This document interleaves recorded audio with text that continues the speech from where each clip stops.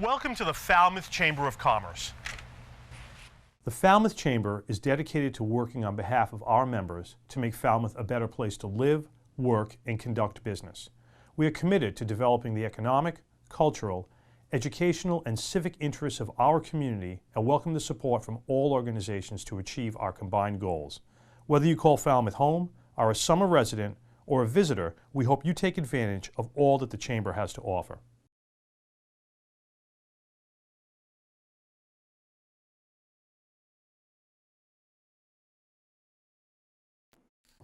Good evening. I would like to open the meeting of the Falmouth Select Board. It is Monday, January 30th, 2023. It is 6:00 p.m.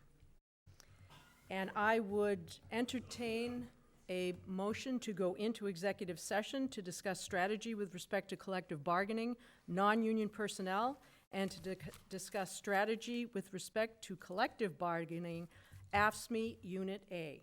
So moved. Second. I have a motion and a second. All those in favor by roll call.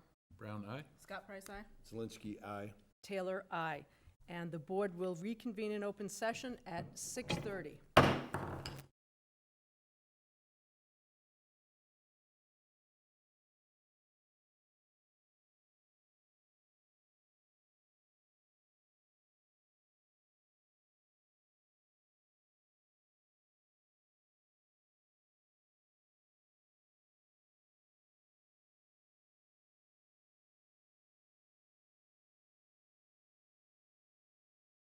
The open session of the Select Board, we are returning from executive session. It is now 6:30. And the report out from the executive session is that the board was updated on strategy with respect to collective bargaining with non-union personnel. And we were updated on the strategy with respect to collective bargaining, AFSCME Unit A. I'm going to ask that people please silence your cell phones. And if anyone is recording this public meeting, please notify the chair. No, okay, thank you. Please join me in the Pledge of Allegiance.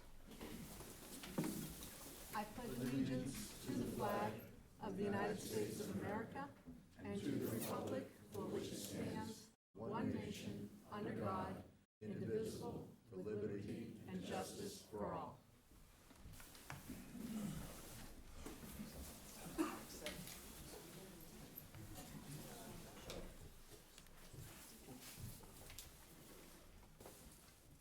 Okay, any proclamations from the board? I just want to recognize, I noticed in the paper that Chief Dunn announced his retirement, and I know we'll have a more significant recognition at some point. But I just want to mention thanks to the chief for 40 years of service. He brought us from the 70s into the modern century, and we've come a long way with our Falmouth Police Department, thanks to the chief. So just wanted to give him a shout out here today. Thank you, Mr. Brown. Any other proclamations? Recognitions? Mr. Johnson-Staub? Thank you. It is my pleasure to recognize Jeremiah Pearson, who has been awarded the Seth H. Swift Tree Warden of the Year Award by the Massachusetts Tree Wardens and Foresters Association. And there's a very handsome plaque here that I would be honored to present to him.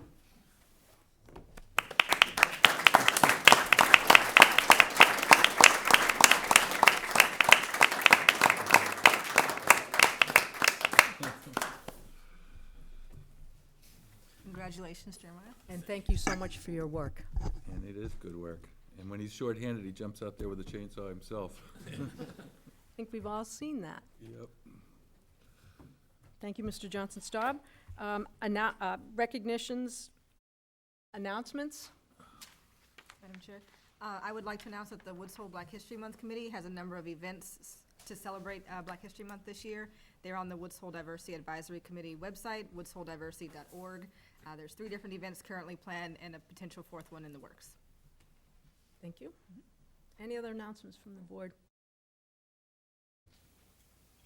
Public comment. Anyone here for public comment? Okay. Public comment may be made on routine matters not on the agenda this evening. Comments are limited to 2 minutes. Please introduce yourself, and since the matter has not been included on the agenda, the Select Board will not participate in any discussion of your topic. It is not appropriate to use the public comment period to comment on any person's reputation, character, physical condition or mental health, disciplinary matters, or civil or criminal charges. Comments about job performance and decisions made are permissible. Good evening. Dave Buzanowski, Falmouth Heights, President of the Falmouth Heights Mayor Vista Association. It's almost a shame that Mayflower is not on the agenda tonight. Not that there's anything specific to talk about. Everything's pretty much in a holding pattern. Mayflower is still temporizing as far as refiling with the state. There was an article, of course, this week in the paper which throws new information into the situation, and we'll see how that plays out. One thing I did want to bring to your attention, if it's not already there, I have a copy of a letter from Mayflower's lawyer that was sent to the EFSB, and it was just an updating letter dated January 23. And there were a couple of aspects on there that I questioned, one of which was the fact that the Massachusetts Historical Commission had extended an archaeological monitoring permit within the town of Falmouth for a year until January 19th, 2024. And I was kind of unaware that the Massachusetts Commission was doing that, and from the decision of the 19th, they have not got further access. That was one item that is on the letter. The other item was the fact that Mayflower remains actively engaged with the town of Falmouth, despite some challenges in moving forward, and is committed to bringing clean and renewable energy to the citizens of Massachusetts and New England. I would like to seek some transparency as far as the town's current negotiations with Falmouth, if there are indeed any ongoing. Thank you. That's all I have to say. Thank you very much. Anyone else here for public comment? Okay. We'll move on to the town manager's preliminary report. Thank you, Madam Chair. The first hearing you have tonight is for Timber, Axe, Bar, and Bowl. The hearing was continued from January 9th. The board had asked the applicant to consider installing sound insulation, and after your written information went out on Friday evening, we did hear from Timber that they had not yet obtained that information. They had solicited some information but did not have any new information on sound insulation as of the end of the day on Friday. The next hearing on your agenda is a farmer winery alteration of premise for the Cape Cod Winery at 4 Oxbow Road. Town staff from several departments spent significant time working with the applicant to address non-compliance issues related to the number of people being served and the boundaries of the licensed premise. There were also issues with uncontrolled parking. Staff from the Building, Fire, and Public Works departments are satisfied the application as submitted and the improvements made to the site address these concerns and will bring the license into conformity with practice. There is a section of fencing installed by the applicant that is on town property, which is beneficial to the town's interests in terms of preventing customers from parking in the town right-of-way, but a license agreement will be needed to address the encroachment on town property. The parking plan relies in part on off-site parking. We recently received a copy of an agreement that the winery has with the owner of that off-site parking, so that is one element that was addressed between the written packet and today. And that is all I have for opening remarks on the farm winery alteration of premise. The next hearing is also for the Cape Cod Winery, and that is to amend the entertainment license and to add a Sunday entertainment license. As the board is aware, we have received many email messages, many of them coming after Friday afternoon, and there were many in support and there were a number in opposition as well. May I ask you a question about the first public hearing? They have not provided any information. They said they don't have it. Are they still coming forward for the hearing? Have they asked to postpone?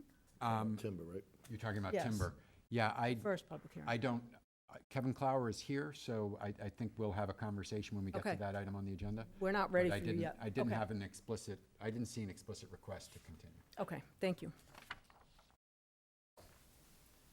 Moving on to the business agenda, we have an update from the Cape and Vineyard Electric Cooperative, otherwise known as CVEC, the acronym. CVEC is a government entity that partners with the town and county members of CVEC and private entities to facilitate installation of renewable energy projects. CVEC is authorized to own energy generation projects, purchase and sell energy, and to enter into public-private partnerships.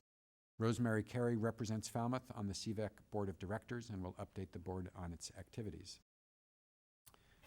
The next item on your business agenda is a discussion of dog control concerns at town beaches. Every year, the town manager's office receives a number of requests from residents requesting that we step up enforcement of animal control regulations at town beaches. Recently, several of those concerns were focused on Chappaquoit Beach and Black Beach. We've asked Marine and Environmental Services Director Greg Frazier to update the board on what enforcement the department has been able to provide and some of the limitations on their ability to address the concerns which have been raised. The next item is to vote the override for fire department wages and expenses and fire department stabilization fund. I am suggesting the board take a vote on the dollar amount for the override at this meeting. This will allow time to disseminate information to the Finance Committee and to town meeting members and answer their questions so that they can make an informed decision. We can post further information on the website so residents also have access to information on the ballot question they will vote on. One update on the timing issues with respect to the override decisions. Town Clerk Michael Palmer has advised the Select Board has until April 11th to formally vote to place the override on the May 16th election ballot. This means that the board can amend the ballot question if, on April 10th, the first night of town meeting votes an amount that is different from what the board has proposed. You will thus be able to ensure the override amount approved by town meeting matches what is printed on the election ballot, which makes for a less confusing process.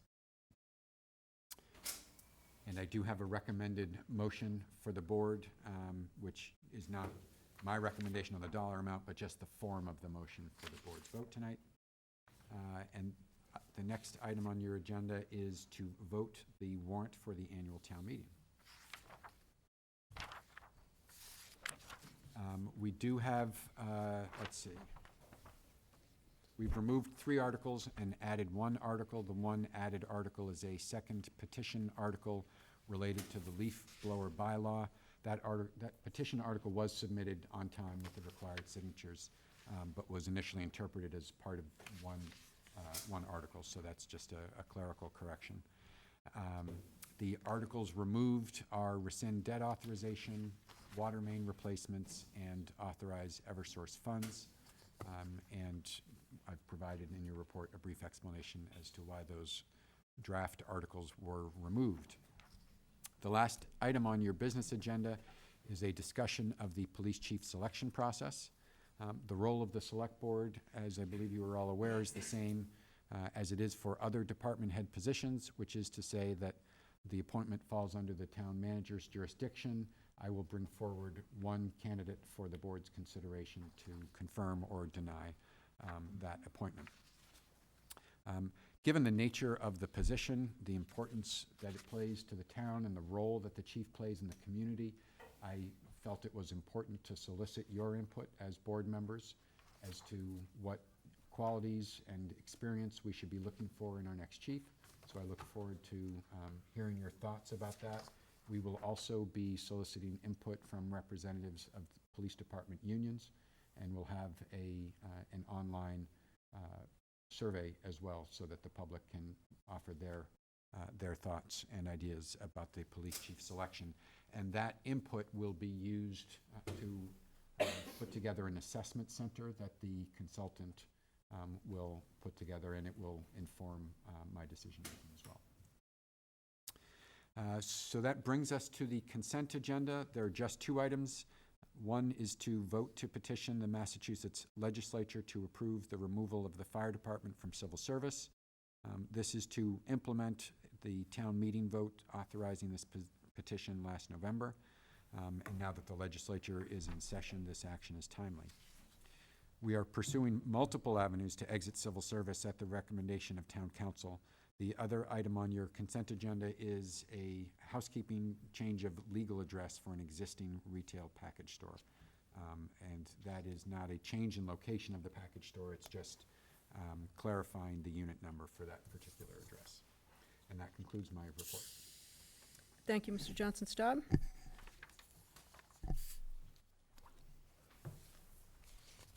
You will prepare for our, thank you very much, Jeremiah. We will now prepare for our hearings, our public hearing. Number 1. Notice is hereby given under Chapter 140, Section 183A of the General Laws as amended by Chapter 299 of the Acts of 1926 and amendments thereto, that Town Hall Partners, LLC, doing business as Timber, has applied for entertainment license to be exercised at 23 Town Hall Square, Falmouth, MA.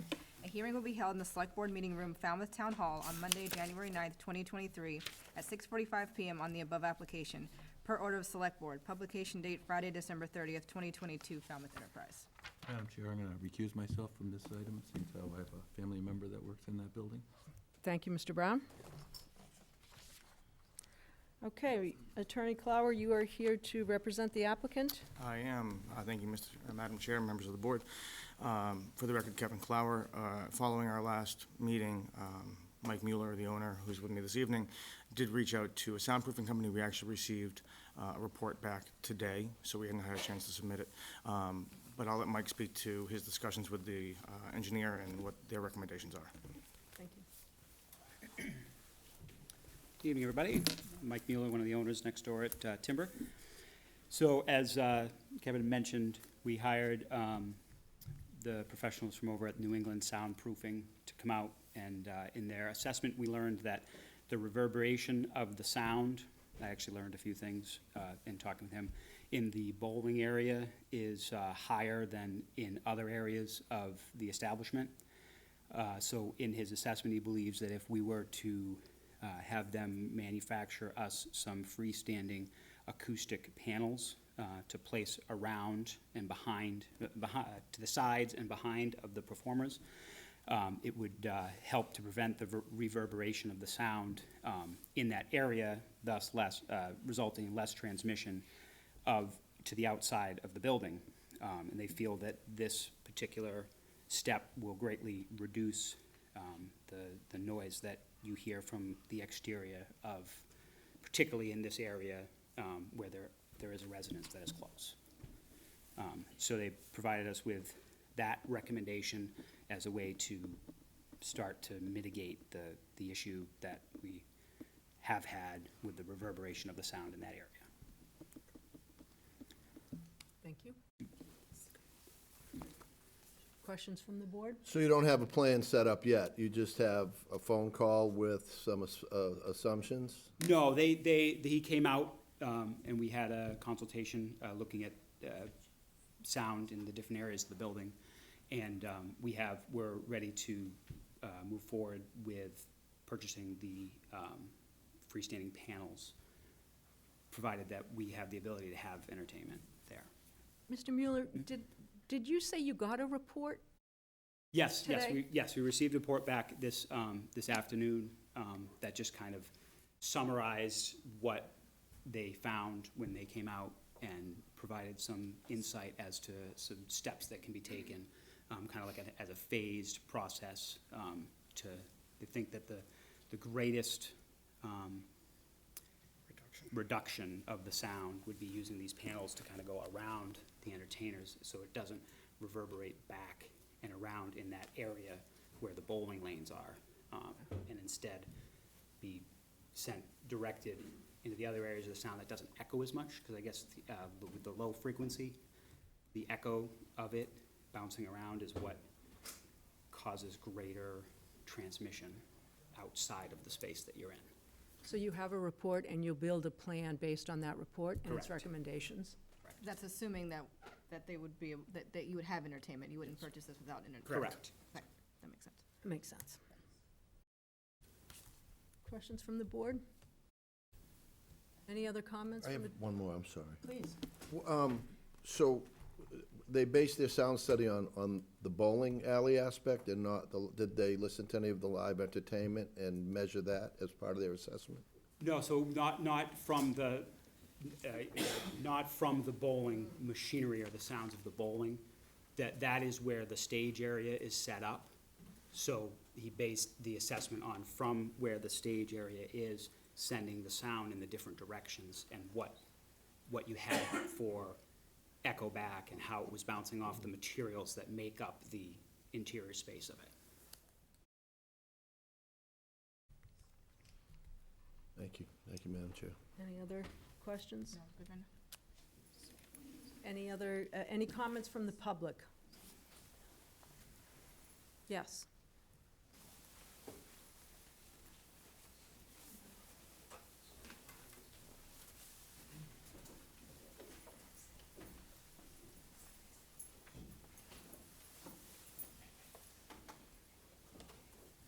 Mr. Petrie. You're gonna catch me, Kevin? I'm here for you. You're gonna catch me. I'm practiced at I this. know. So, good evening, Madam Chair, members of the board, Mr. Johnson-Staub. So my name is Linda Samortis, 137 Main Street, directly behind Timber. Let me start by thanking you for a much-needed reprieve since November from amplified live music when it was finally realized that Timber was operating without an entertainment license. And I know some of you cringe when I choose to say that over and over. But we at 137, the closest abutters, day, and more importantly, night, cringed from June till November. I want to thank Mr. Zelinski for speaking up at the last meeting when it was continued to tonight, and soundproofing was asked to be looked into. I applaud those who voted on the board with Mr. Zelinski on this for not drinking Timber's Kool-Aid, as others have chosen to do so. I also look back in reviewing something that Mr. Patterson, which I have said before, said the evening a Shivrik's license was granted. Amplified music should not be heard beyond the walls of your establishment. He said that to Elia, who we all love, and I say it back to you. Mr. Patterson asked, I believe, Mr. Clower or Mike M., one of Timber's owners, if rules would be posted at the bar for employees concerning all the matters at hand, amplified, way too loud, doors closed, etc., and if a phone number would be posted for abutters. Now, there was always a phone number. I started this by calling them directly, only to be patronized. And they didn't have the license. Again, cringe. It is naive to think these rules, if posted, will be followed. So Mr. Brown, I noticed, last meeting recused himself as well as tonight. And I couldn't quite hear. I thought he said he was now employed there. So I would like to know if that is the case. I couldn't quite hear it. If so, and he hasn't had too much of the Kool-Aid, I will be asking him, for him, when I go there, or have to call when the problems do arise, and they will. Mr. Brown does not work I for couldn't Timber. hear. That's He- why I'm right, asking he for has a family clarification. member who works Okay, for Timber, thank which you. is why he recused Thank you, himself. Madam Chair, because you can't hear sometimes. But, so I won't be reaching out to him. But I will be meeting the GM, as I guess there is a GM now, which is nice, because it was kind of run very mishmash before. So thank you, as always, for listening and finally hearing. Just remember, Kool-Aid is sweet, but no nutritional value. Let's hope this gets rectified. Madam Thank you. Chair, may I? Ma'am? I just have one question. for you. Yes. You have to admit that the establishment has came forth with some good faith efforts to try to Yes. alleviate this. I'm just skeptical because I've suffered. And That's all. life is skepticism. I want to be proved wrong, Mr. Zelinski. And I do. I just wanted you to make that Yes, I do. I acknowledgement commend that them on they have getting, gone. getting a general manager and, having someone there, not just one of the young men or women that I would talk to that would just look at me wide-eyed and saying, well, Michael's not here, I et just wanted cetera, to et ask if cetera, you acknowledge that. Thank you. Thank you. Madam Chair. You're welcome. You're welcome. All legitimate concerns, believe me, you have to live there to know. Any other comments from the public? And anything else from the applicant? Just reiterating what we've said in the past hearings, that, this was a mistake, and we're here trying to rectify that, and I believe we have set forth some ideas and plans that will greatly address the concerns of the neighbors, and would be happy to address any other questions the board might have. Thank you. Any other questions from the board? I'm all set. I'll entertain a motion to close the hearing. So moved. Second. I have a motion and a second. All those in favor? Aye. Aye. Madam Chair, with respect to your decision, if the board is inclined to approve the license, I just wonder if you may want to include a condition that the insulation panels be installed before, and I don't know if you would say before any music is played or before music is played past a certain hour of the day, but I just wanted to put that out there as a consideration that you condition the license. I guess my first thought would be, I understand that they just received the report of the recommendations. I'd like to see a written plan. That would be my preference, but I certainly will. Well, and that's why we're in discussion right now, right? Yes. I think it wouldn't be that far of a stretch to, at least draw something up outlining what we're talking about and then can condition after the fact. And that way we have something to meter if it needs a little more, if it doesn't need any more, if we have more complaints and they're substantiated. I think while the applicant has shown good faith, this last-minute submittal isn't enough for me to satisfy my curiosity about what we're talking about and what can be done. That's not a yes or a no for me, but we've gone this far, and I think that we could dig a little deeper. It would be my hope to help satisfy some of the concerns of the abutters and me personally before I came down with a vote on this. I think just a little bit more would be a lot more helpful. So you're saying to continue it until we have a plan of how they're gonna put this in place? Well, even a sketch, even something that shows us how high off the ceiling, something that we can then adjust if we get more complaints after the license is issued, and it doesn't come back into a hard no, we revoke your license. It's something that can be built off of and adjusted to be able to accommodate both parties. That's how I look at it. You may have a different opinion, but that's, I couldn't go with a hard yes or a no right now because I don't know enough of it. And it would have been nice for us to sort of see the recommendations and the plan to follow up on the recommendations, to mediate the noise problem. My concern is that if we don't at least give a conditional granting, why would a business go and put in the effort to pay for this if they're not going to at least? We're not talking about buying the stuff. We're talking about Just a plan. just a plan, a sound engineered plan. Okay. It's sort of like building a plane while you're flying it, and I don't like those planes. Fair, okay.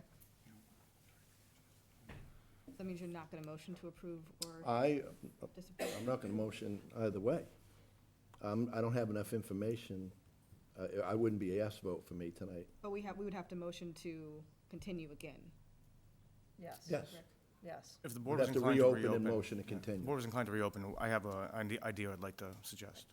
So, Madam Chair, may I make a motion to reopen? Yes, you may. So moved, or second. All those in favor? Aye. Aye.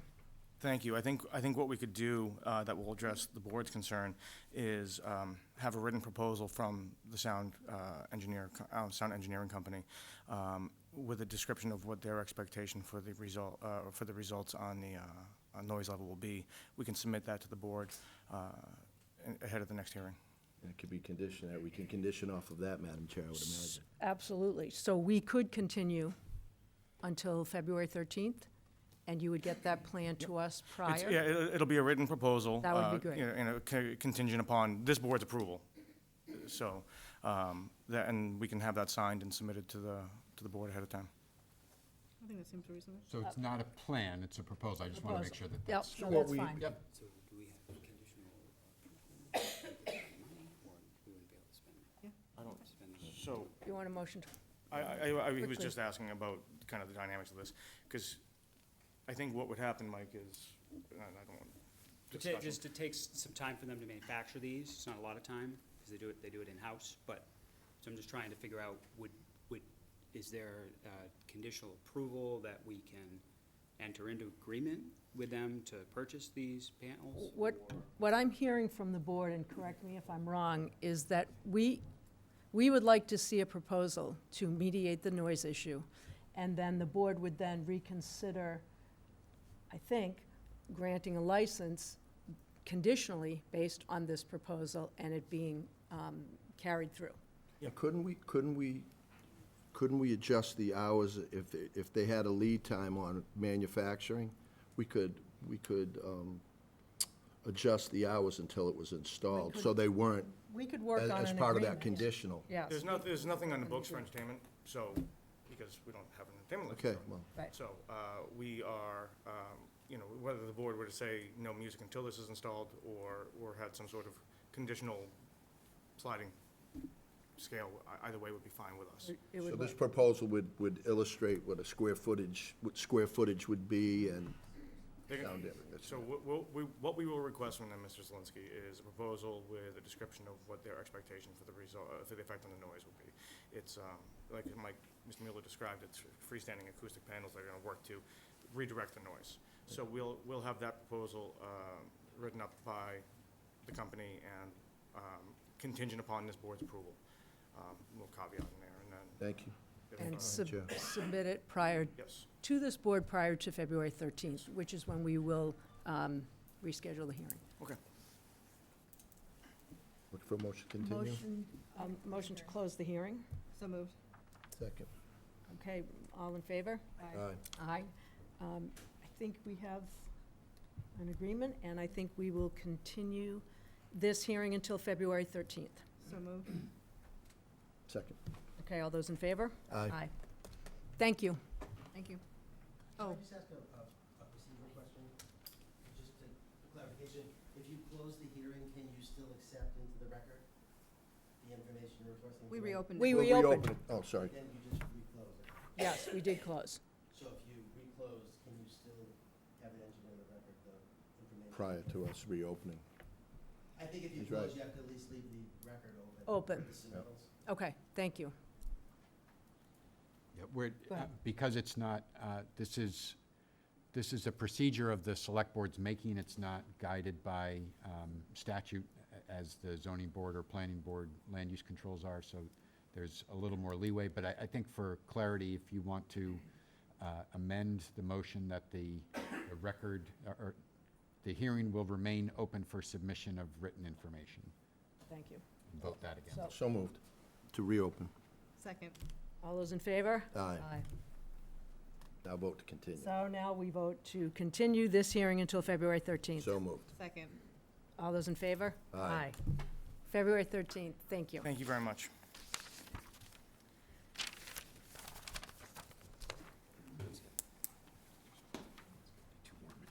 Yeah, You getting hot already, Peter? really hot. I'm getting hot. Would you like me to read the next hearing? Yes, let's you move might be on to hot, hearing too. number 2.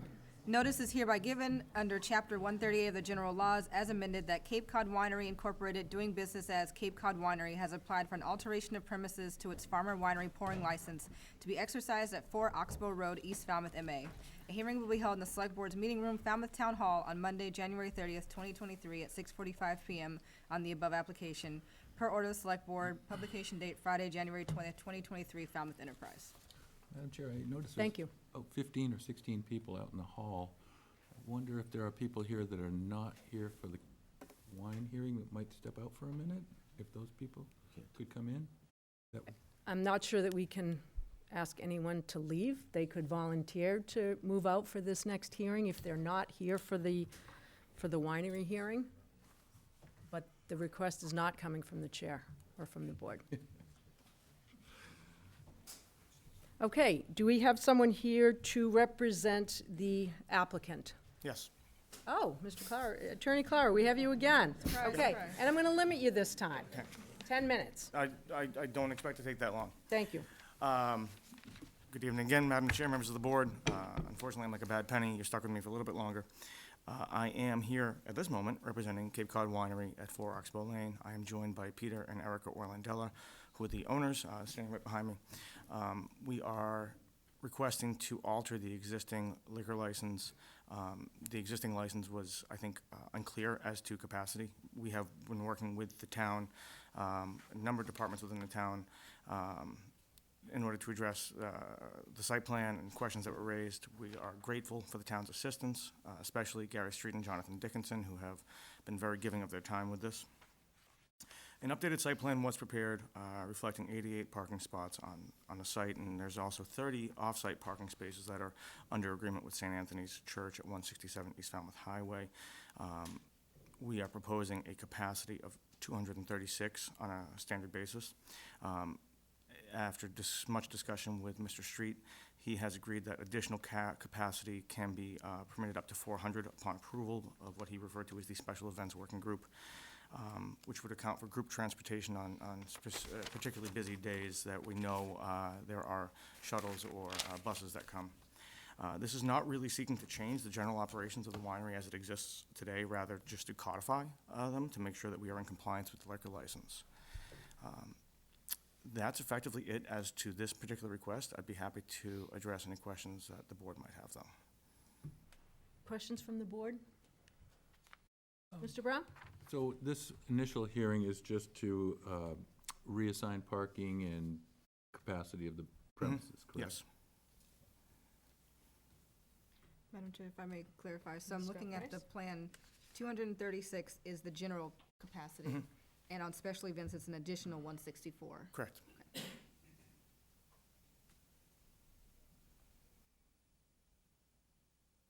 Any other questions, comments Madam from the Chair, board? I'd like Mr. to reserve Zelinski? my question for later. Okay, Is that all right? sure. How, Okay. I have another Mr. Brown? question. How often would we expect to have a special event? So typically it would be Memorial Day weekend, the 4th of July. There's one Saturday in October that they refer to as Fall Fest, and then for the tree lightings that are held in the very end of November and beginning of December. So, you know, I think we're looking at 4 or 5, maybe 6 times a year.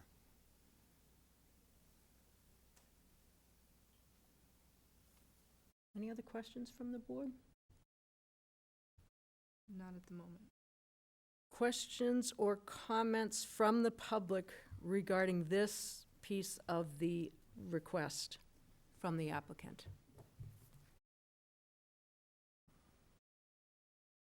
Okay, hearing none, I will, I just want to show some support from a homeowner. you need to come up to the podium. And are you talking about this particular piece of the parking? Okay. And the capacity?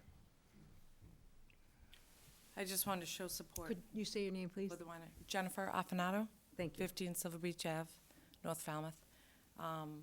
You know, just wanted to show my support. Thank you. You're welcome. Good evening, I'm, Could you pull the mic a little closer? I don't think it's working well. okay, Thank you. is that better?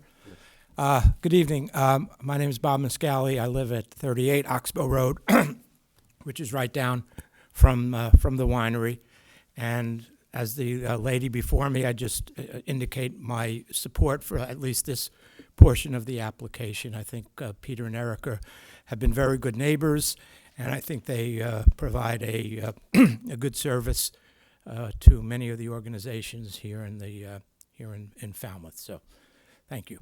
Thank you, Mr. Muscali. Yes, sir? Good evening. My name's John Dillon. I live at 21 Oxbow Road, right across from the winery, and we bought the house a year and a half ago, I think. And I have to say, they're probably the best neighbors in the neighborhood, without a doubt. And well, Muscali's pretty good too, but no, seriously, you know, when you move into a new neighborhood and you see a winery, you think, but they are the best, and compliments. Thank you. Thank you.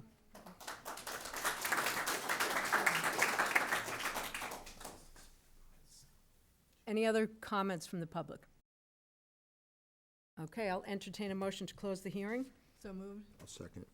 All those in favor? Aye. Aye. Discussion among the board? Mr. Brown? I'll just say I'm in support of the application as drawn. It cleans up the site, and I don't see any problems that I can identify, Are you making a motion? unless anybody else wants more comments. I would move approval of this plan. I'll second. Okay, I have a motion and a second. All those in favor? Aye.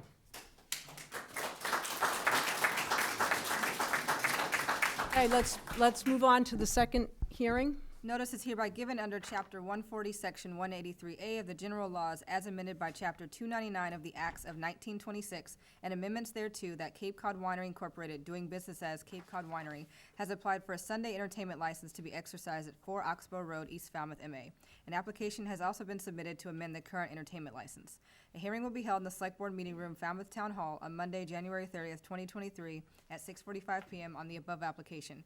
Per order of Select Board, publication date Friday, January 20th, 2023, Falmouth Enterprise. Thank you, Ms. Scott Price. Guess who? Yes. Attorney Clower. Okay. For the record, Kevin Clower. Again, you have 10 minutes. Yes, I hope not to use 10 minutes. Thank you. This is a fairly simple request. We are requesting permission to have live music on Sundays from approximately 12 to 3. It is sort of a Sunday brunch type concept here. It is, they have an existing entertainment license wherein they have music played a few other days during the week, but they'd like to be able to add Sundays because that is still potentially a very busy day for them, especially during the summertime, and having the music is a draw. Thank you. Questions from the board? Well, Mr. Brown? I would start with just a comment that we did receive quite a few comments from neighbors who are concerned about the music that's been played at existing levels. So can you tell me about what you have been doing and what you plan to do going forward? I want to get a sense of why I'm getting conflicting comments from people that are very close by. Some people are close by and say it's fine. Some people admit that they like the music, so which means that they're hearing it. But, you know, from our experience with the wind turbine issue, which is not the same issue, but once you've got somebody that's a little aggravated, it's very difficult and pretty much impossible to unaggravate them unless you can create a new kind of environment. So, I mean, I think the response to that is that obviously people are affected in different ways. And we have to take our neighbors and the butters as they come from the applicant standpoint. So I think that the applicant can work on, can certainly attest to volume control as being probably the easiest thing for them to address. I think there is a open line of communication here. I'm sure that Peter and Erica would be willing to give their number to abutters if there are any questions or concerns. That was actually a question, concern that had been raised, that people, while the event is going on, try to call and they don't seem to get an answer. Of course, maybe people are busy and you can't always answer the phone when the place is busy, so it's a reasonable expectation, but we should have some kind of way to rectify it, because maybe you got a musician who's getting carried away with the guitar and, you know, once in a while it might need to be turned down? Yeah, it's, I mean, I happen to have gone here more often than I probably should admit, but it is generally acoustic music played at, I think, very, very reasonable levels. Again, understanding that different people are affected differently, the applicants need to be cognizant of that and responsive to concerns of the abutters. Right. Ms. Scott Price? Yeah, my question was gonna be what type of music has generally been played, and it's the idea for being played on Sunday the same or different? Yacht rock, a little Hall & Oates. I don't know. I mean, it is typically, as I said, lower key acoustic music meant to be background noise. This is not a place that you're going to hear a concert. You're going to be able to converse with friends and family, and you want to be able to have a conversation, and that is, I think, what they are striving for. This is an ambiance issue, I think. Any questions, We had- Mr. Brown? We had also had previous experience with these type of issues, and we've asked the applicants to guarantee us or do their best to ensure that the sound of the music doesn't traverse beyond the property lines. Is that something that's even possible, given the arrangement where you have your entertainment stage? I mean, so, yeah, I mean, it's certainly something, I mean, there are requirements inherent in an entertainment license, and it is the applicant's job to monitor that sound level and make sure that it is not at an inappropriate level off-site.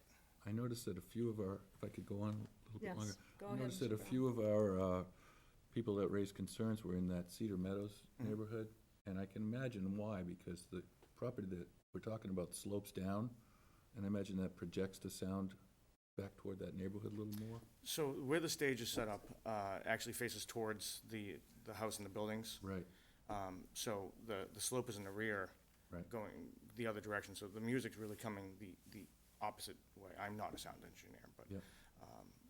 just looking at the way that's set up, I understand that there was a letter from the Cedar Meadows. And also a few from residents that live in there, in addition to that letter from the managers. But Sunday is just noon to 3. Yes. Because there were a couple emails I'm looking at now that were requesting it not go so late, but if it 12 to 3, it's the middle of the day, so that must not have been specifically for Sunday. Any other questions from the board? That's my main. I guess I would form it in the form of a question. By the vast turnout of your patronage, I mean, they're as equally responsible for your success in this endeavor as anybody. So it really shows a commitment by their patronage to make this successful and abide by, I would think. It's something that builds to this community, that isn't so commercialized, that it still adds a little culture and character to that side of town. I don't drink wine, so, but it's got a good vibe when you go by, and I hear good things. Yeah, it's nicely run. I've been to several events there. I don't think I've seen music. I've been to events for like bachelor party and stuff. So I was going to ask you if you could consider having Sunday be like the acoustic challenge, or maybe just acoustic music and no plug-in instruments. Is So I know the board's gone around on this before, and acoustic and amplified, an acoustic guitar is still plugged into an amplifier because musicians can't be heard playing simply just a guitar without any sort of amplification. So I think that there can be an intent to keep this on the lower end of that spectrum, but they're going to have a hard time finding musicians who would be willing to play without an amplifier. I'd be interested also to hear if we could hear any kind of testimony as to why we might have had these sound complaints in the past and why we might not hear them in the future. If you could help me with that. I'm just trying to get a better handle on why so many people in the immediate vicinity are raising these concerns. So I think that this hasn't necessarily been raised as an issue to the owners previously, and they are aware of it now, and they have an obligation to deal with it. Mr. Johnson-Staub? Just a point of clarification, Attorney Clower just indicated that there is amplification required, and the license application does not include amplified music. So I think, for the record, you probably want to change your application. Okay. The box for amplified music is not checked on the application. So can we correct that and understand that amplified music is requested as part of this license? Thank you, Mr. Johnson-Staub. Any other questions, comments from the board? Comments from the public? Yes. Hi, my name's Shane Montesson, and I live directly across the street from their parking lot. And I have a 3, 7, and 11-year-old children.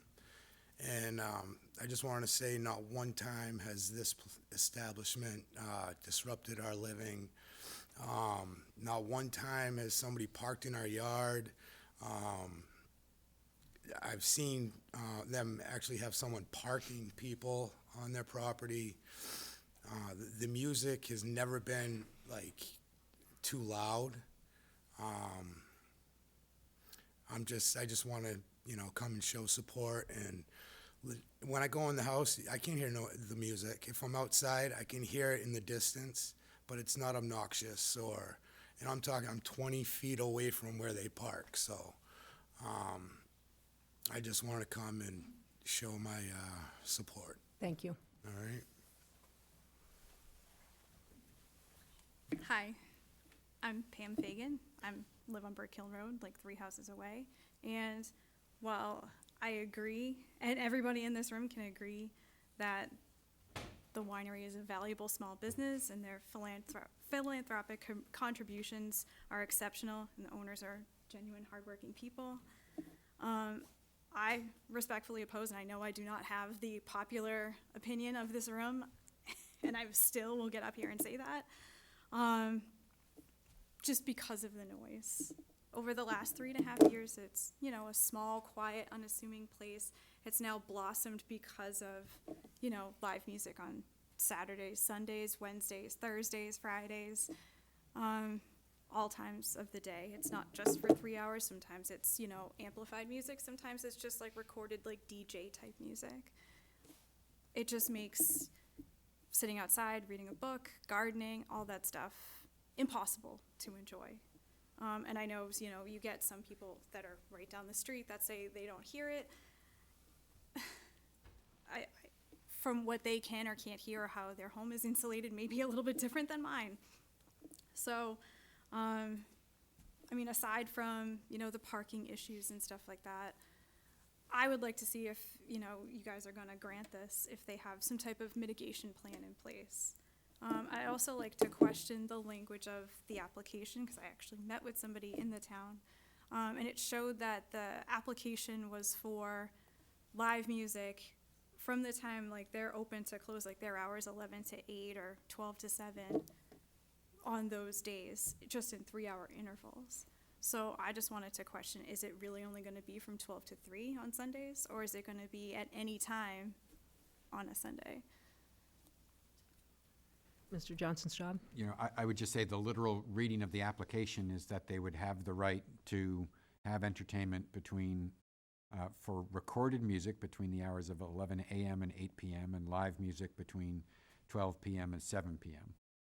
So that's what it allows. There is an indication of 3-hour increments, but it could be, as it reads currently, the application, it would be 3 hours within those timeframes.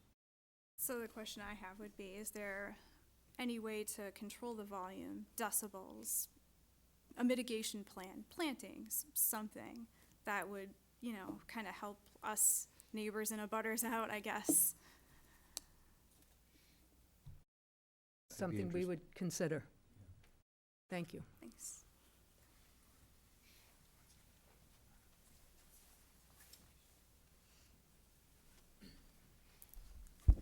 Hi, Tim Mello. I live across the street from the Cape Cod Winery, and I've always enjoyed seeing everybody go over there. It's nice to see everybody have a good time and drink. And but with that, that comes a lot of noise, a lot of traffic, and all that stuff's fine. But both the amount of people, I think it increases the level of music that's required to such an extent that it's really hard on premise to kind of get a feeling of how loud things are outside of there. And outside of there, in my house, I can hear things pretty clearly. Even further back from there, I have a little workshop, and I can hear it inside of there. And it's just, difficult to kind of have a phone call with somebody or try to work from home with that stuff kind of going on in the background. I'm all for some kind of mitigation, like a green wall or something that could kind of cement the noise kind of maybe inwards. But as it is right now, it's pretty loud, I'd say. And yeah, that's all I have to say. Thank you.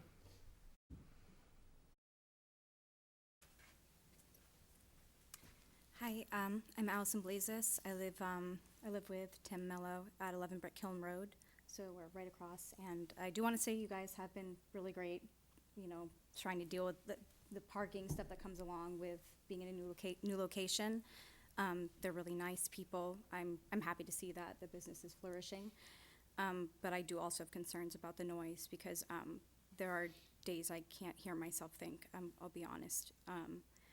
And I would be all for hours of music being extended if there was something in place, because we are, right across. And it's, I also work from home, and there are days I have to go to a friend's house, to be honest. And I think depending on the type of music you're playing or whoever sets up the audio, there's going to be, some days I don't even notice the music. And some days it's just like blaring. So, there's a lot of people who want to speak, but I just wanted to say that, they're good people and everything, and I want the business to do well, but not at the expense of the people who are right there, So, if there could be a way to, like green wall, something like that, just some way to make the music a little less intense would be really great. Yeah, even inside my house, So, yeah, that's that. Thank you.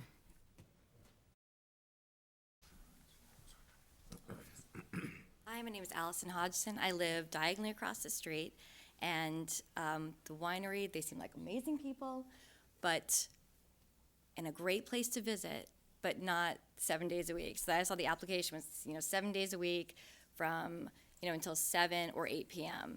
And it's not great to listen to every day. I can hear it inside my house with our windows closed. We both work from home. My neighbor on the other side is an ICU nurse, so she's sleeping trying to at various times. She has a baby. And I would just like some mitigation with the noise, or some set hours. Like these are way too broad hours for what a neighbor can expect to hear just inside with our windows closed in the summer, which is uncomfortable. So that's all I have to say. Thank you. Thanks. Any other comments from the public? Yes, sir. Oh, he beat you. You're next. Matthew Promise. Roderick. I'm in a butter, literally right next door, 9 St. Anne's Lane. I think the sound volume's fine. If I were to listen to the music, I'd have to open my window. When I'm in the yard, I kind of enjoy the music. My father also lives right down the street, Cedar Meadows, and he can hear his neighbors more than he can hear the winery music, so he doesn't see an issue there either, so I think it's all right. Thank you, sir. No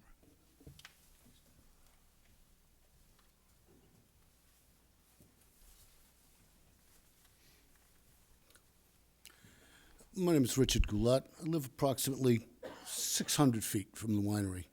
And like Mr. Brown said, you're going to hear stuff on both sides. I've never had a problem with the winery.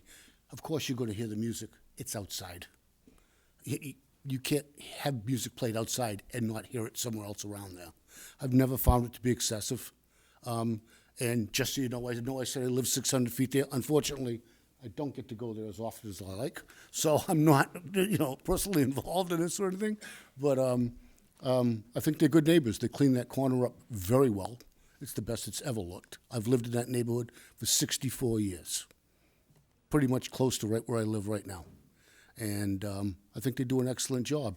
And they have entertainment. It's basically it's like a destination point when people come to Falmouth now. And I know it's, yes, it does get very busy and stuff, but what is not busy that has entertainment in the summertime in the town of Falmouth? Yeah, that's all I really have to say. Thank you. Thank you, sir. Madam Chair? Yes. So can we clarify, is Sunday, are you asking for between 12 and 7 and 3-hour increments, or is it 12 to 3? We'd be happy to condition it 12 to 3. Okay, thank you.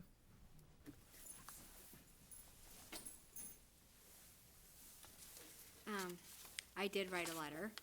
I am a new resident at Cedar Meadows, so I don't have a lot of experience with the winery and the music. Could you please introduce yourself? My name is Rachel Berman, and I am a new tenant in the Cedar Meadows community. And I felt like I wanted to show up to represent the community, and I have to say, I have not been there in the past to hear the winery and hear the music. I'm just going on what I have heard from the other tenants and residents living at the community. And I know I'm not here to create any enemies, that's for sure. But, so I just wanted to read the letter that I wrote. Hello, I recently moved into a unit in the Cedar Meadows community. It's located right off of Route 28 and T-Ticket on the east side of the property. I am writing mostly with concern of the Cape Cod Winery's recent request for a Sunday entertainment license. It's located approximately a quarter mile from the Cedar Meadows community, depending on where you live on the property. I'm on the east side, so I'm closer to the winery myself. I've heard from other tenants that the music has often been played at various days and times of the week and can be heard clearly through the units on both sides, even the farthest side, the west side of the property. Other tenants have told me that the music is loud and it has been disruptive to their lives, even with windows closed and window air conditioning units running in the summertime. I am concerned personally about the winery getting approved for the Sunday entertainment license because I am a disabled individual living with many chronic medical conditions and chronic pain, and any consistent noise disturbance would prove to be not just a nuisance, but a true hardship for me and my life and my daily struggles that I already face. And I would like the board to please consider the tenants, especially those like myself that are disabled, medically disabled, the elderly, and those with young children when deciding to approve or deny an additional entertainment license in such a densely populated residential community such as Cedar Meadows, and also Falmouth Port, which is located right across the street of 28. It's a densely populated condo, rental, and owner community, I believe. Thank you for your consideration and listening to me. Thank you. I appreciate it. Take one more comment.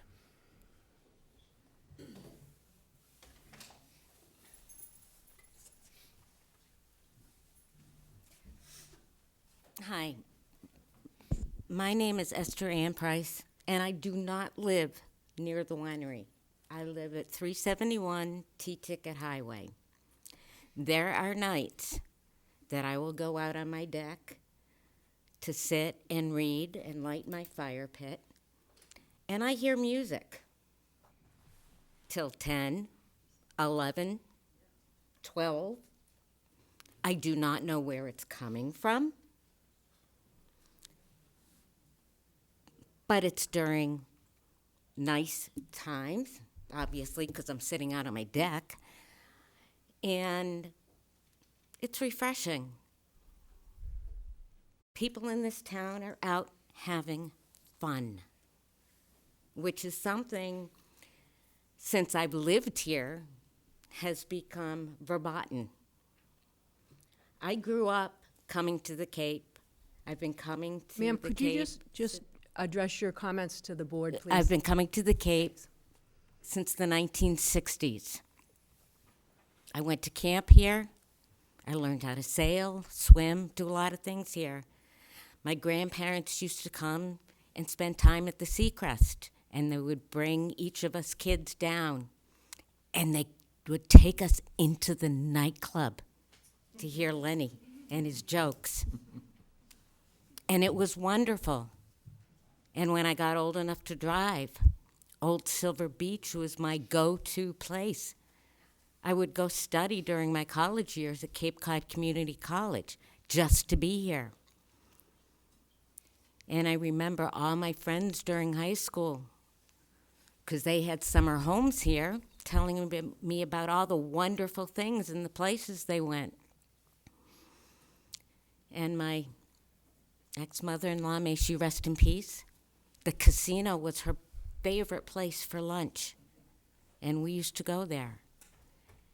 And since I moved here 11 years ago, I have heard more and more and more of, no, you can't do this, you can't do that, okay? If you buy a home or you move into an area that has a business, that has entertainment, what do you expect? You move into an apartment downtown? Do you think it's going to be quiet 24/7? No. What are you thinking? Don't move there. You know, there is going to be noise. Are you going to stop the planes from flying over every night? I hear planes constantly. I'm an outside person. As long as I can bundle up enough to be outside, I'm outside. I'm on my deck. I'm eating my meals out there. I don't care how cold it is. I want to be outside. And you're gonna hear noise. Is it obnoxious? Is it a rock concert? No. It's acoustic performers. So you're in favor Thank you. of it? Yes, Absolutely. we got it. I mean, think. Okay, we got it. We got it. I'd like to move on to one more person, One real please. quick thing. The other thing you have to look at is Erica and Peter's devotion to this town. What they have done, not only financially, but with their hearts. They are a treasured and should be treasured. Yeah, thank you. I'd like to hear one more person before we need to close the hearing. I'm Maureen Hanson from Falmouth Port. I hadn't planned on speaking tonight, but I heard someone mention Falmouth Port. We live probably as close to the winery as you can and still be in Falmouth Port, and we have no problem. We don't hear, I think once in all the years it's been here. I mean, everyone's love for Peter and Erica is obvious, but to get down to just the sound, and again, we're outdoor people, and we don't hear it at all in Falmouth Port. Thank you very much. I will entertain a motion to close the hearing. So moved. Yes. I was hoping to hear if there could be any kind of plan to control the noise a little bit more. So well, this is a little bit different, but I did ask about the 12 to 3, and Mr. Clower said that they would be amenable to 12 to 3 on Sundays. Right? That's But one, I didn't know if other Still people. curious about the noise control and Remediation. what might have led to noise complaints in the past, or concerns, I should say, and how it will be different going forward if. So, I think that this has been an educational night for the applicants, because I think not all of these concerns are always raised in a way that people can understand and react to them. It is, I've been speaking with Peter, and we've talked about different things they could potentially do. And there could be some additional plantings along that, I guess, western side of the property line, which is the one towards Cedar Meadows.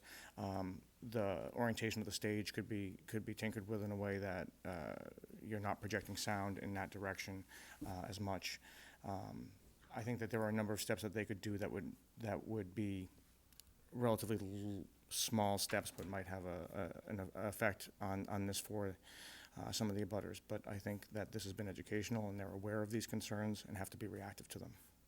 And I'm wondering if there's any sense of looking back, thinking that maybe some of the days it was louder than it should have been, and maybe now we'll know that there's a new standard That's what I'm trying to get at. Yeah, and I think that's exactly it. I think this has been educational for them. They're aware of this as a concern from some of the abutters, and they have to be reactive to it.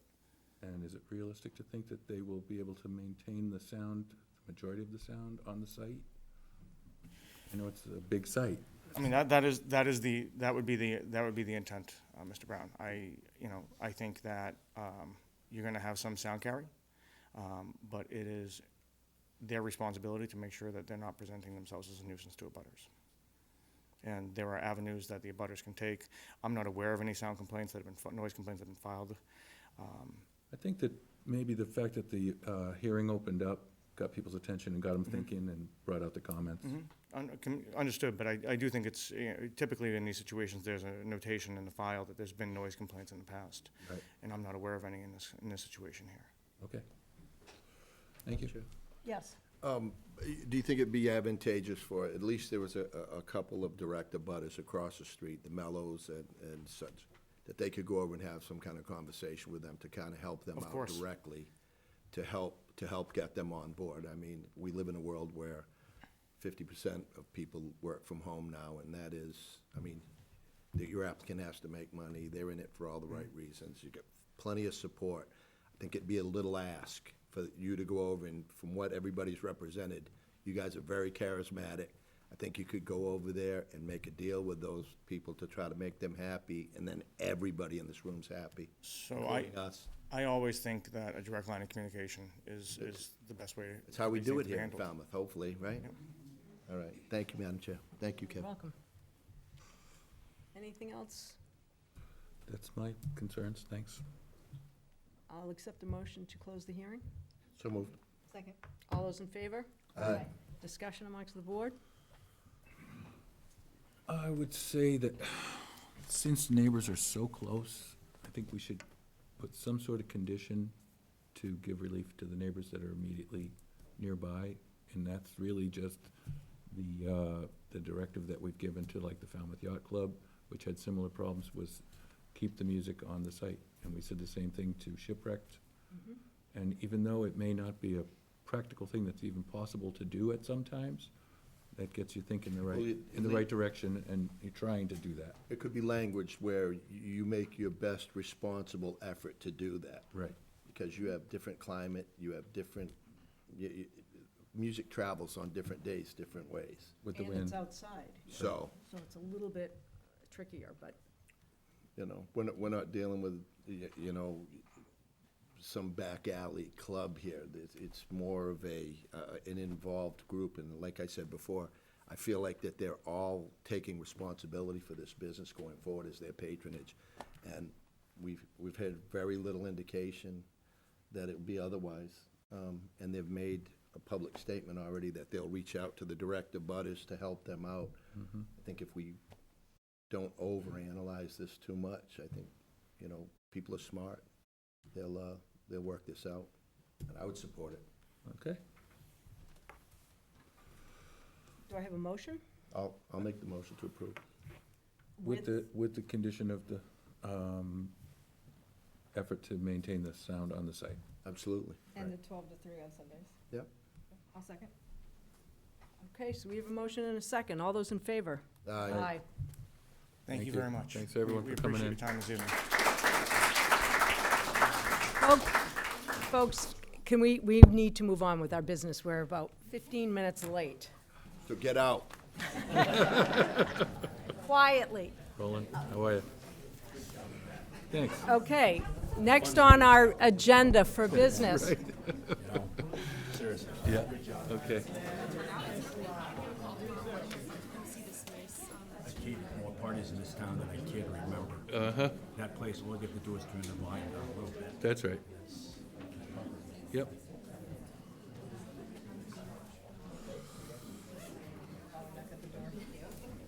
I'm sorry. Yeah. Second.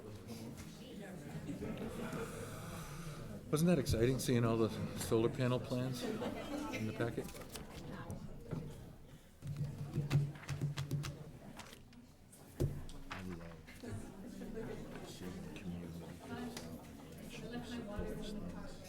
I think so. I love it when they do that. I have no idea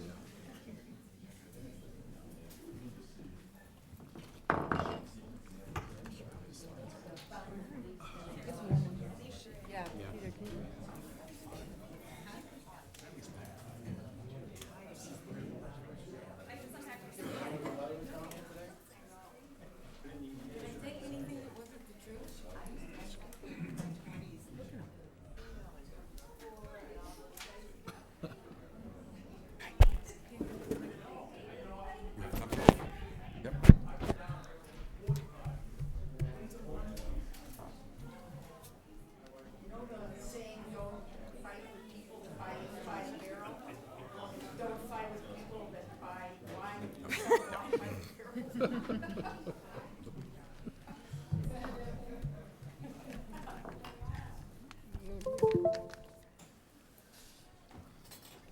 a nice setting there. Okay, next on our agenda for business is the report from the Cape and Vineyard Electric Cooperative.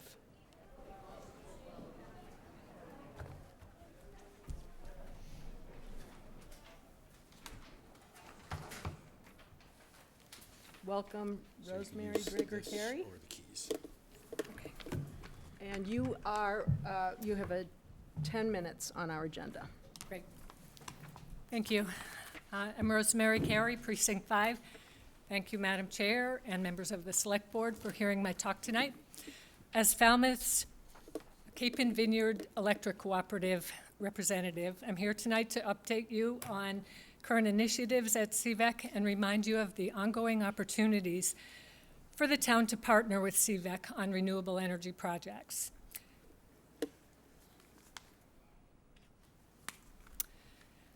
CVEC is a governmental cooperative that assists municipal members and participants with renewable energy project development and management. Its primary focus has been on solar PV and battery storage projects. CVEC's ability to bundle multiple projects for multiple towns and participants results in economies of scale.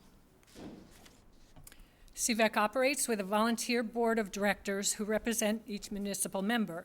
There are 25 members, including most towns on the Cape and Islands, the town of Marion, and Cape Lake Compact.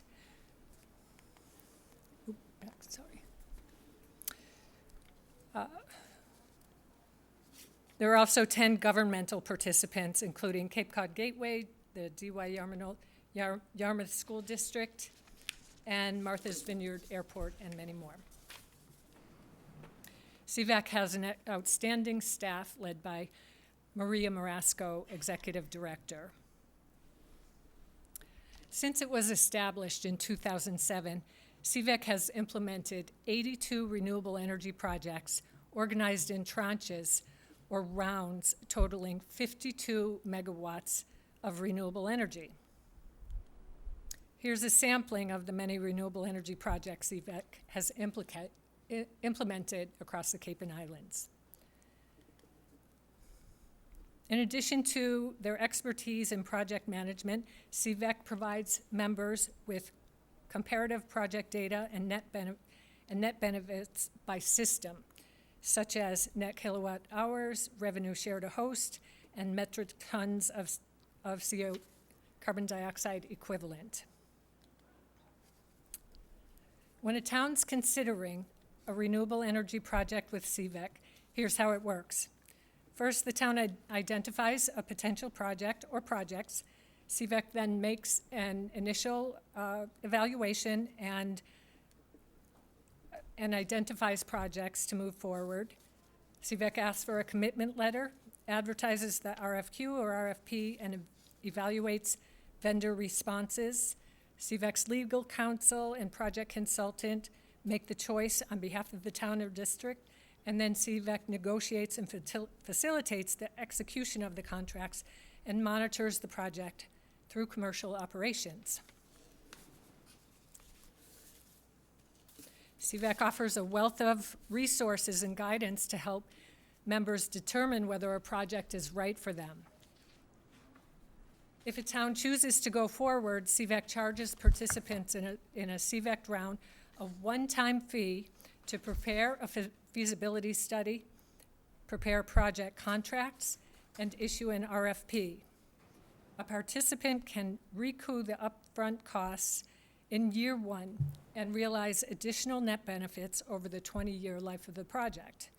If a town's circumstances change prior to the RFP is issued, CVEC's current terms allow the town to withdraw from the process. Once again, a town saves money on sharing RFP costs with other towns and municipal entities in a round of projects. Over the life of the project, a town relies on CVEC to administer it through billing, maintenance, contract oversight, and for these services, CVEC receives an adder under 1 cent a kilowatt hour. So what does this all mean for Falmouth?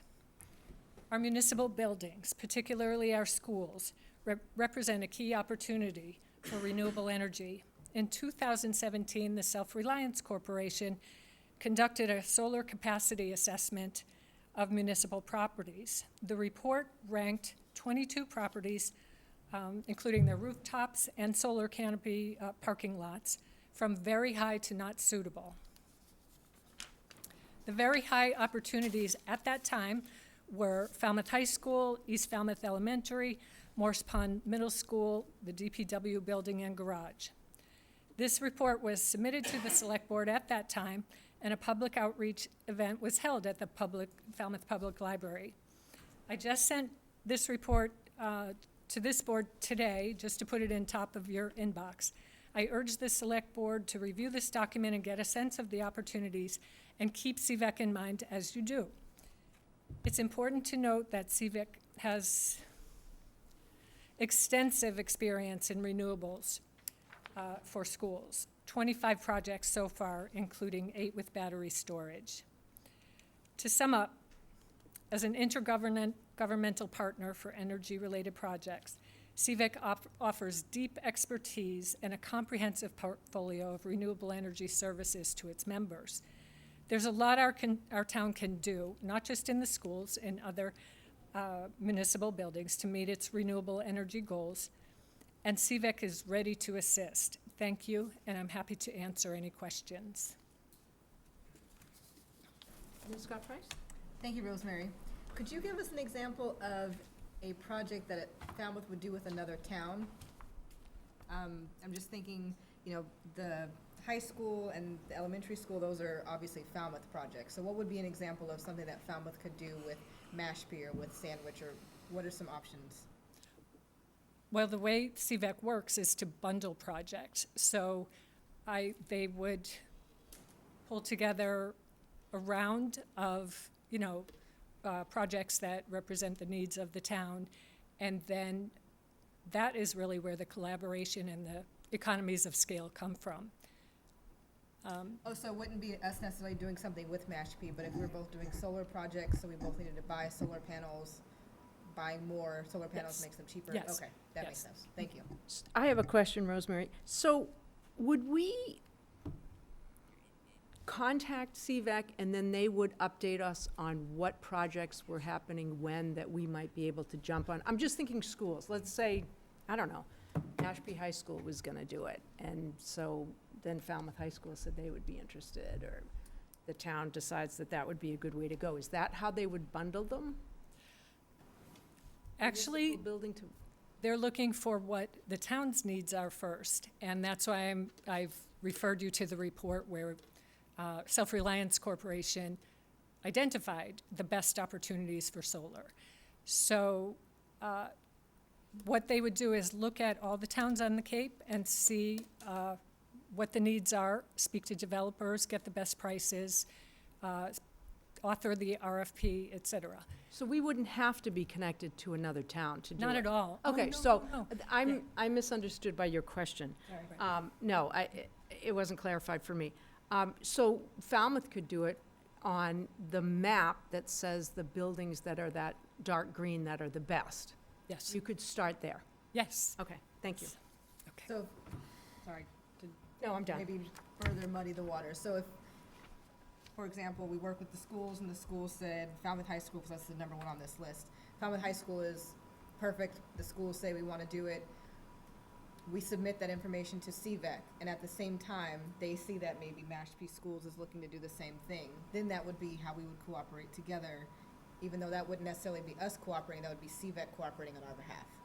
Yes. Got it. Thank you. But we could also, if we thought about doing more than one municipal building, let's say, I think you said Falmouth High School and then East was the second one. So we could just put it out to CVEC and they could figure that out for us, correct? And they'll be looking at all of their members at once and saying, these are the projects that have the best potential.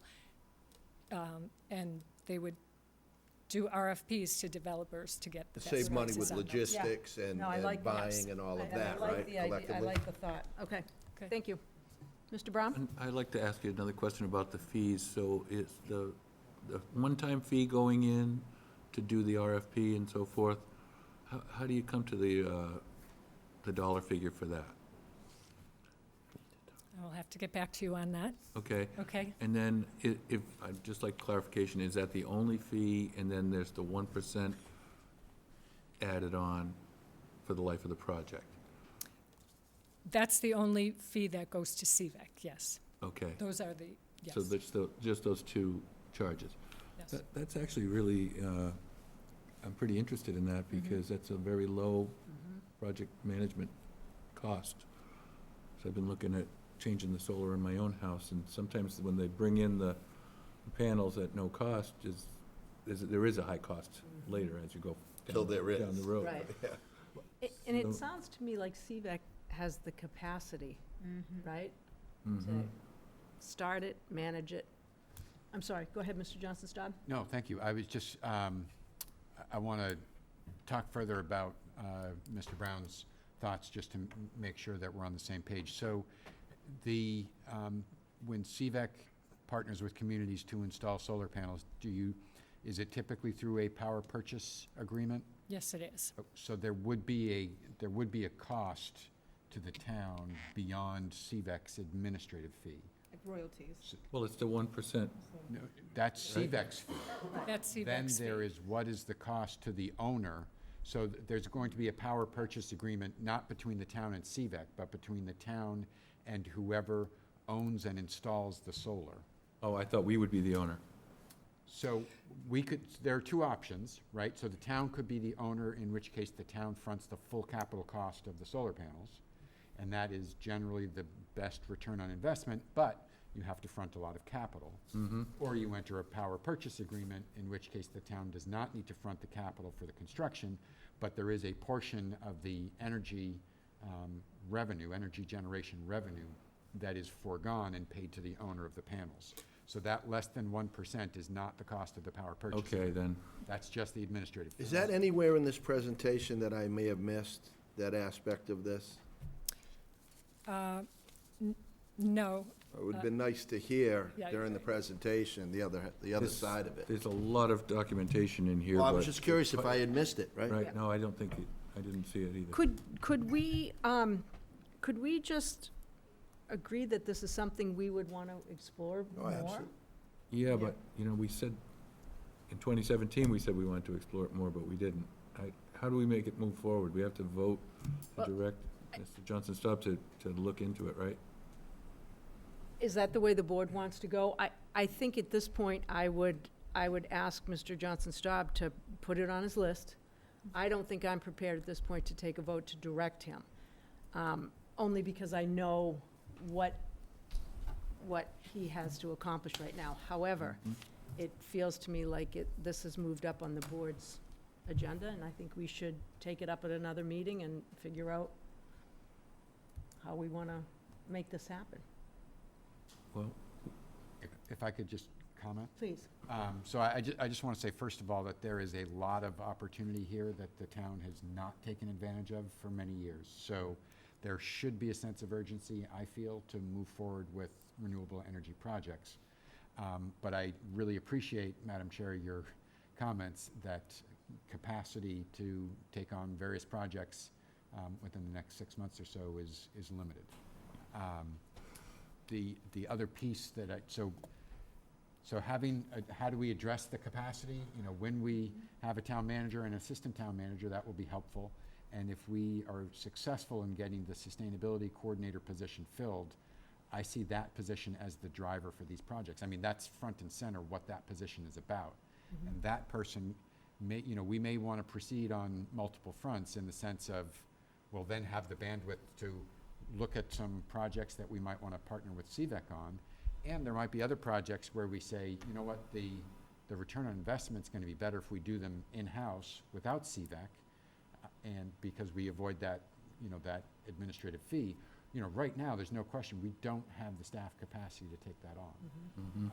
But, I think it's reasonable that we talk about getting there, put it on the strategic plan, and put some dates on it, and again, as we have more staff capacity, we can move more quickly. Tightening up the timeline So, on it. so you are willing to sort of keep this in the forefront, because I do agree with Mr. Brown that it has been since 2017, and I agree with you, Mr. Johnson-Staub, that we haven't taken advantage.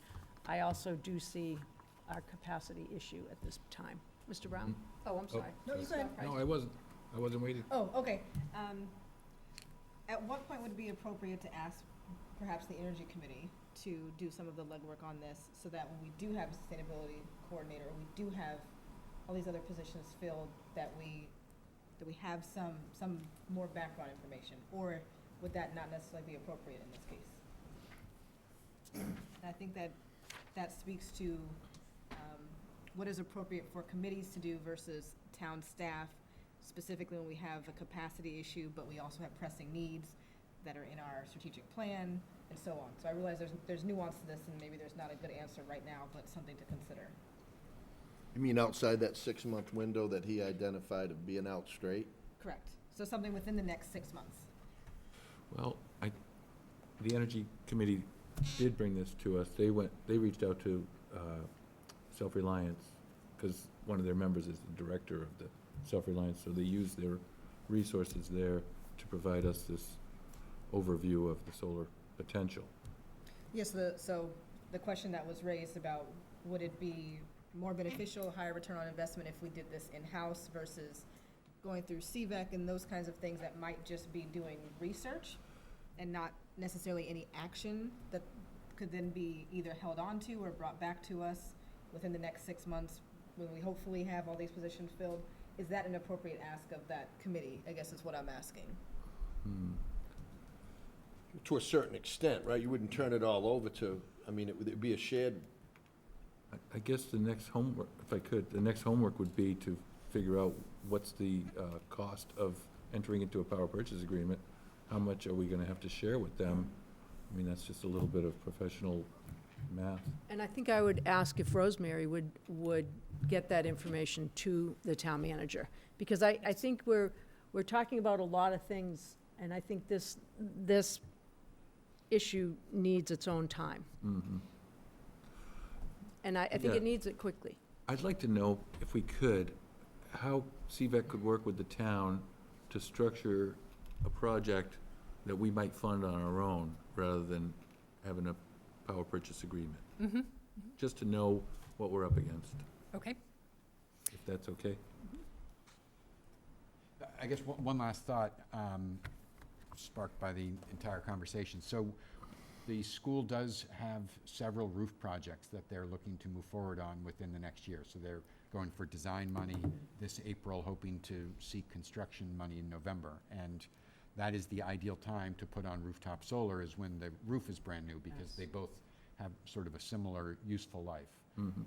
So I don't know if, to Anjali's question, if the committee, between the committee and CVEC, if they could look at those 3 school buildings and those specific roof projects, maybe take the analysis that Self-Reliance did in 2017, which unfortunately is stale now because the subsidies have changed, the cost of power has changed, everything's changed.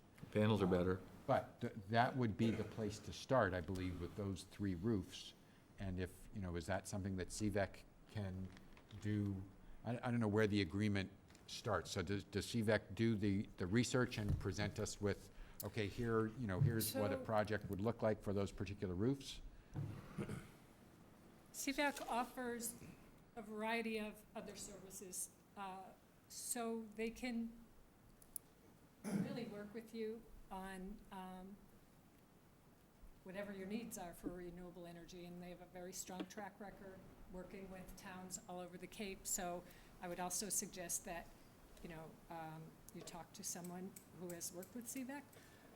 But I'm sorry, Peter, did Yeah, I so I guess answer? so the question is that, do we enter an agreement with CVEC first, and then on that basis, CVEC does some of that analysis, or does CVEC do some of that pro bono as part of the due diligence? Yeah, I don't know for sure, but I know it starts with a discussion, and I can find that out for you, or have Maria Marasco come back to give you more of the details on pricing and structure and all that. Okay. Okay. And maybe, maybe that's something that the Energy Committee can dialogue with CVEC about to see how far along they can get in the conversation before needing a financial commitment. Okay, great. Thank you. Great, okay. Thank you, Rosemary. Thank you very much. Okay, discussion, we are way behind. Discussion of dog control concerns at town beaches. Greg Fraser.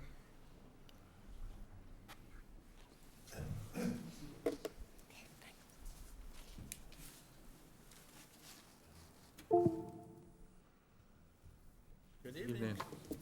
Good evening. So I don't know exactly what you want from a presentation for me, but I wanted to tell you about a couple of things that we've been doing lately to try to address some of the complaints that have come in, particularly in West Falmouth and the Black Beach area. We do, that's not the only place we get complaints. I mean, any of the beaches, people are out there with their dogs.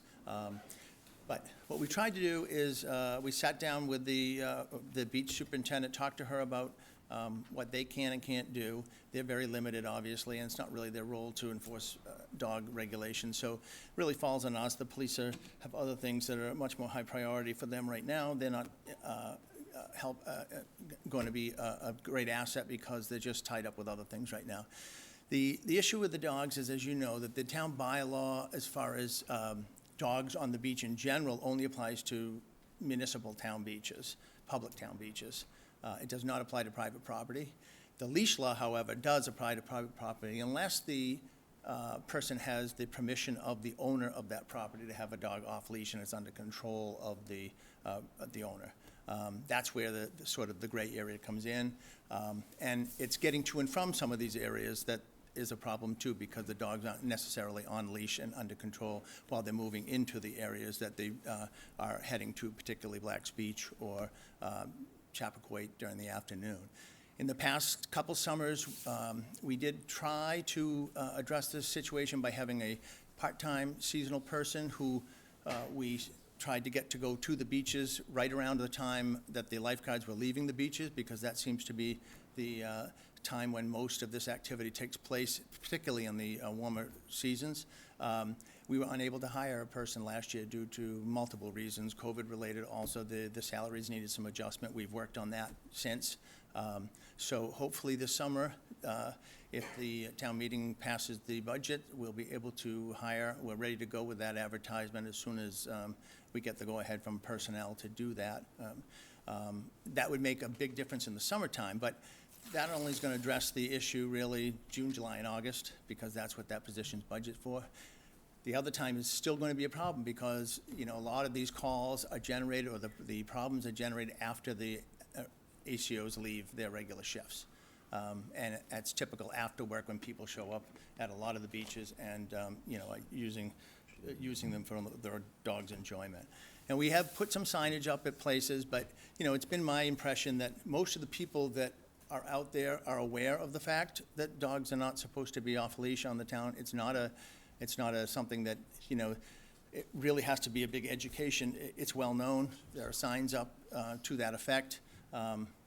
It's just, it's something that has been going on for a very long time, and that's the response that the animal control officers get often is, I've been doing this for 40 years, why are you trying to enforce it now, that kind of situation. We're looking for some kind of policy direction from the board as to how you would like us to handle this. There are monetary penalties that we can impose on people if they continue to have their dogs off leash on a regular basis. If that's the wish of the board wanting us to do that, we certainly are able to do that. We continue our outreach and try to educate people not to do it.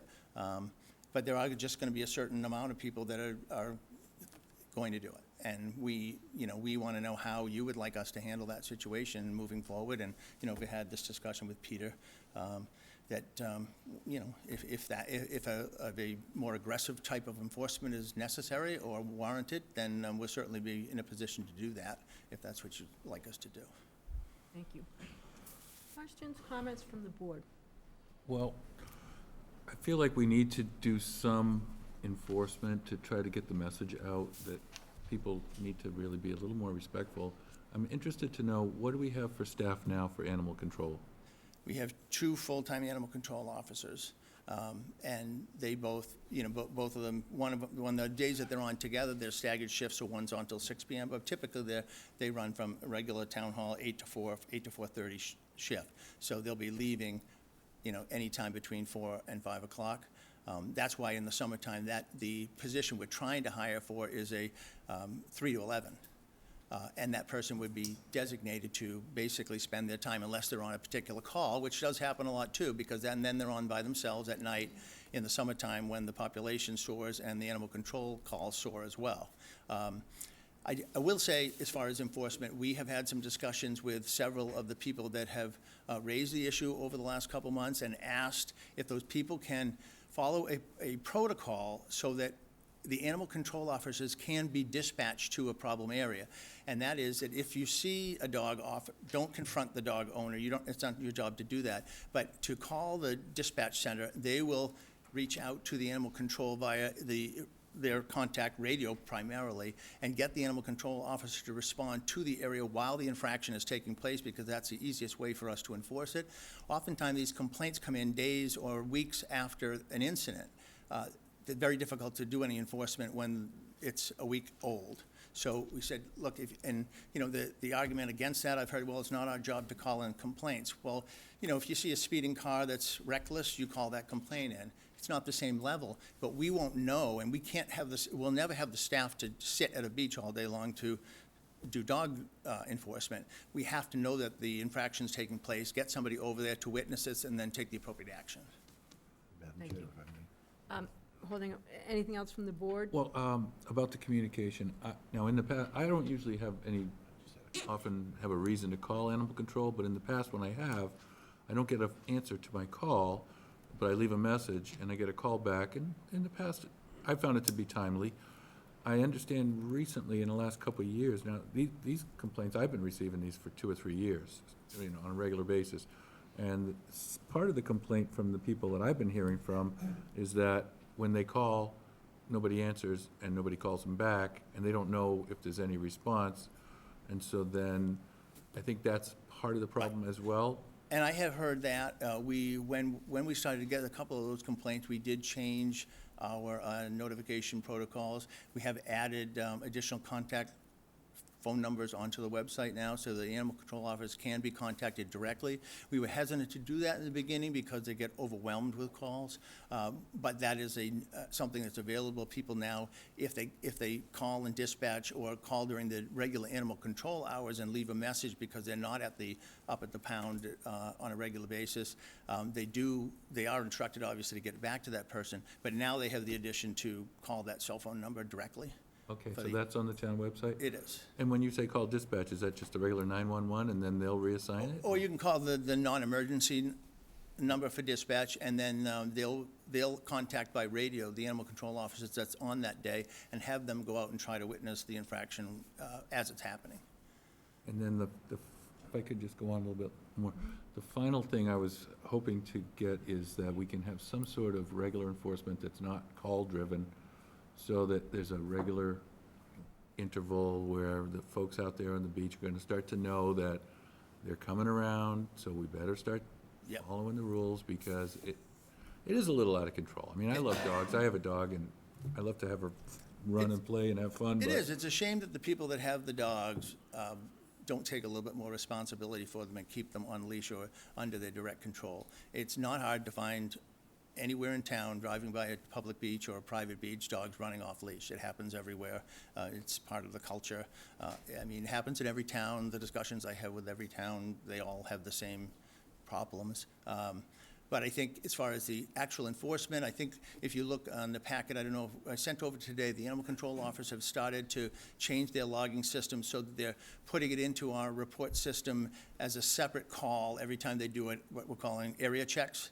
So people should start to see the animal control officers on the beaches on a much more frequent basis, and those checks will be logged into the system, so we have a running record of when the animal control officers are actually at each beach.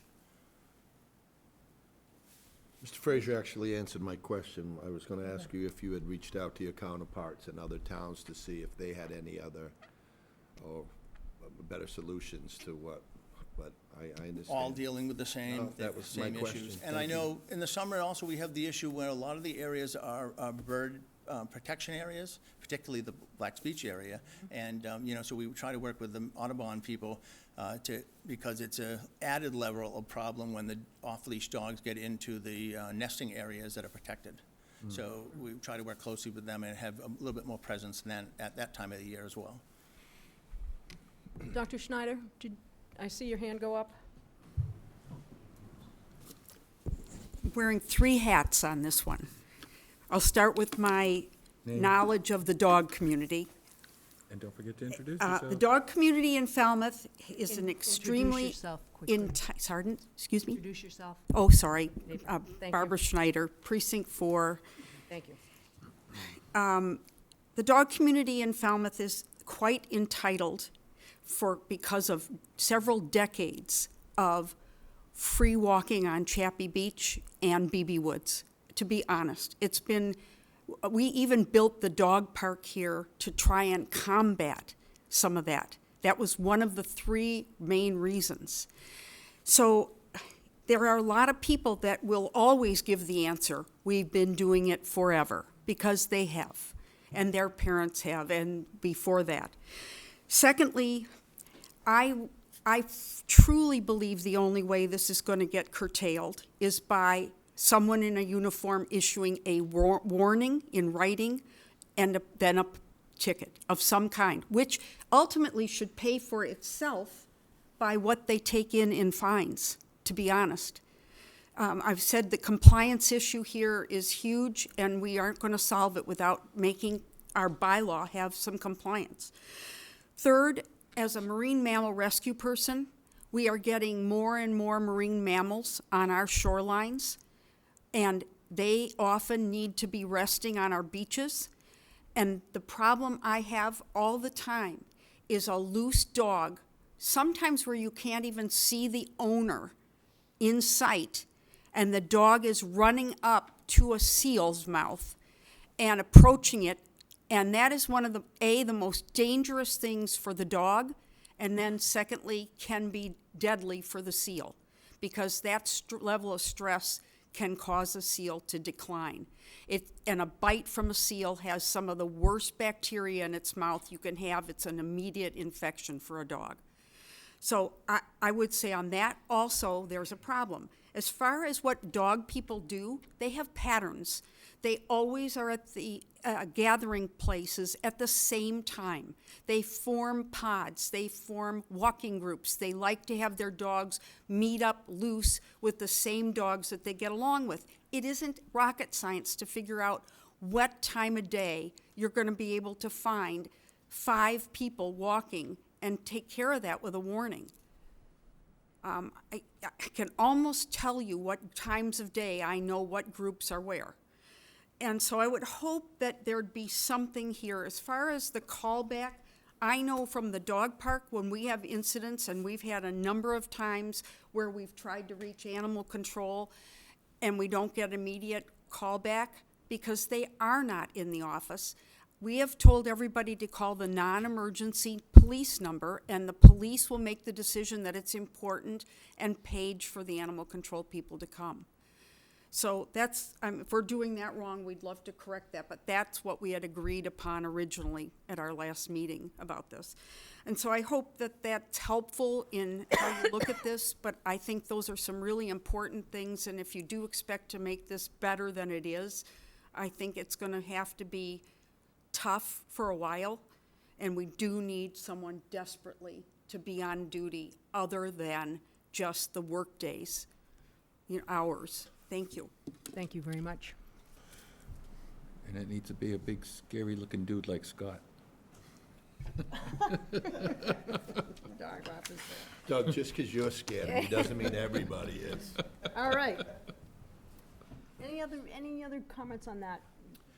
Just for the record, I'm not sure Greg Frazier, MES Director, introduced himself, but that was Greg Frazier, I actually MES Director. called him out by name, though, when he came up. I said, so I thought that covered it. And one of the questions that Mr. Frazier asked was sort of looking for feedback from the board in terms of enforcement. So I believe the current practice is a warning first and a fine, followed by a fine. Is that actually in the bylaw, or is that just it's in the bylaw? So, yeah. They have to show identification. And I was going to ask what Mr. point Frazier does it if you could become, comment on logistically, how does it work to give a warning and then for the animal control officer to know whether, you know, the individual's been warned before? It's no different than any enforcement. We seek to identify the person, encounter the person that's doing it, ask them for their identification, and then depending on whether it's a verbal, written, or a citation, it goes into the system so that if it happens again, they're already in the system. Okay. So there is the reasonable suspicion that could turn even more adversarial by doing that, right? And you know, some people are going to be confrontational with the animal control officers because they don't want to see this enforcement. That's not going to change. Well, once they don't produce their identification, is what I'm saying, then it turns into something else. Because you're required to produce. Right. A law enforcement officer asks you for your identification, and you refuse, then it turns into something else, It not does, a dog and- warning. And normally what would happen there is the animal control officers will be asking for police responses back. Okay. Yes. Thank you. So am I hearing that the board would support enforcement of the bylaw? Absolutely. Yeah. Definitely. Okay. So I just think we need to say that and say it clearly so that Mr. Frazier can bring that message back. And if he, I think that's fine, and we'll instruct the animal control officers and the natural resource officers to do that, and we can report back to you what the effect of that has been. Hopefully, it'll be better compliance, and then we'll also, as I said, we'll move ahead and try to get that nighttime position or swing position filled, so we have somebody ready to go June 1st when we get the influx of people too. Madam Chair, would it be also a good idea to have a more strenuous message put on the website, the town website, reiterating this? I always think it's good to give notice again and again and again. Hard to enforce policy if you We don't can post certainly put it on policy. the news flashes going out that, you know, there will be stuffed up enforcement, so please, here's the bylaw, take a look at it, and make sure you're in compliance. maybe we could put it Great on the idea. new Beach Department's Facebook page. I know we had one email from one of the people that were concerned, asking if that was a possibility, get the message out a little more. Absolutely. The more places it's posted, the better. Right. It's better notice. Thank you. You're welcome. Did we have someone who wanted to make a comment? Yes.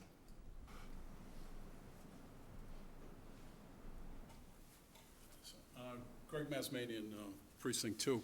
Just an observation on this, and I know they do a lot of hard work at the beaches and down at the harbor and whatnot. But the real challenge is there's a correlation between our population in the summer and the dog population. It's not so much, I mean, I'm sure there's some residents that don't abide by the rules, but there's folks that come down here with, I'm telling you, no one has one dog, it's two dogs. And I find that, and I live pretty close to the beach, but the renters come down and they got a couple of dogs and everything, and they feel entitled to run their dogs and do everything. And now, perhaps they don't know the rules. And maybe it makes sense that those people who are certified to have rental property post something, you know, inside that says, these are some of our rules. You know, you have to have a beach sticker, you have to have a dog on a leash. Oh, by the way, no dogs on the beach between May and October. It might help, and even post it at the hotel motels. Again, there's a really huge good idea. correlation between when our population goes from 32,000 to 100,000. The dog population goes up significantly too. Thank you. Ironically, it's in the winter we get more We complaints. get the most complaints, it's right now, yes. And I have 2 dogs. I have 3. Okay. Well said. Yes. All right, we're going to move on to vote the override for the fire department wages and expenses and fire department stabilization fund. And I'd like to just make a couple of comments, Mr. Johnson Staub, if you'll just give me a moment or so. We've had a lot of conversations around staffing, our policy of staffing 6 fire stations. We've had a lot of conversations about override, different numbers. What I'm really hoping for tonight is that this board can really come to a united consensus about what is best for this town at this moment in time to be able to staff our fire department, staff our 6 stations, and be unanimous in our decision. Okay. Now I open discussion. Mr. Brown?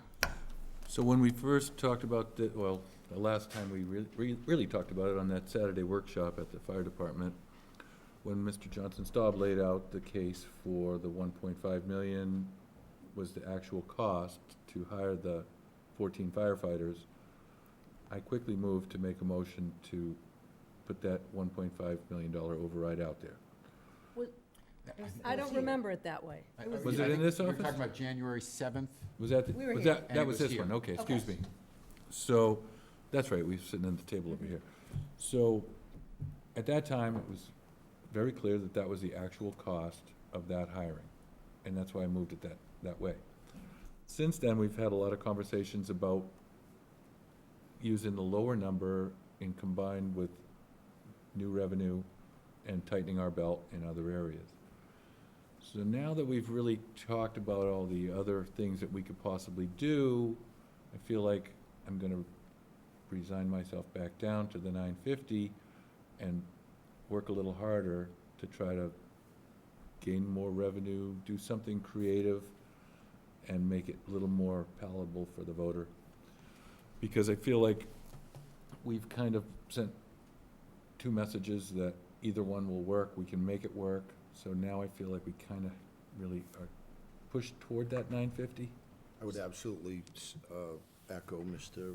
Brown's motion as well. Is that a motion, Mr. Brown? I think it is, yeah. Okay, so I have a motion to vote. I think we have a motion that we need to pay attention to. Yes. I move that the select board place an operating override on the May 16, 2023 election ballot, which reads as follows. Shall the town of Falmouth be allowed to assess an additional $600,000 in real estate and personal property taxes for the purpose of hiring 14 additional firefighters and an additional $350,000 to be deposited in the stabilization fund for fire department wages and expenses for the fiscal year beginning July 1st, 2023. Okay, I have a motion. Is that the right date? July 21st, 2023? Mm-hmm. That's the new July fiscal year. 1st, 2023, so July 1st of this year Right. Let's start is the new fiscal year '24. Yep, it's Okay. the year that ends June 2024. Second, Brown. Are you done? No, I would also say, I just wanted to add that I echo Mr. Brown's sentiments and his thoughts, and also that we can be creative, and I think this number is more palatable potentially for the voters, and I think if we can make it work, we should. It try. forces us to be creative as well. And I think that we should, so. If we're gonna ask them to share the pain, we should share it too and find ways to be more resourceful. Yep, so I will gladly second. Okay, I have a motion and a second, and there's an agreement on the number of $950,000. All those in favor? Aye. Aye.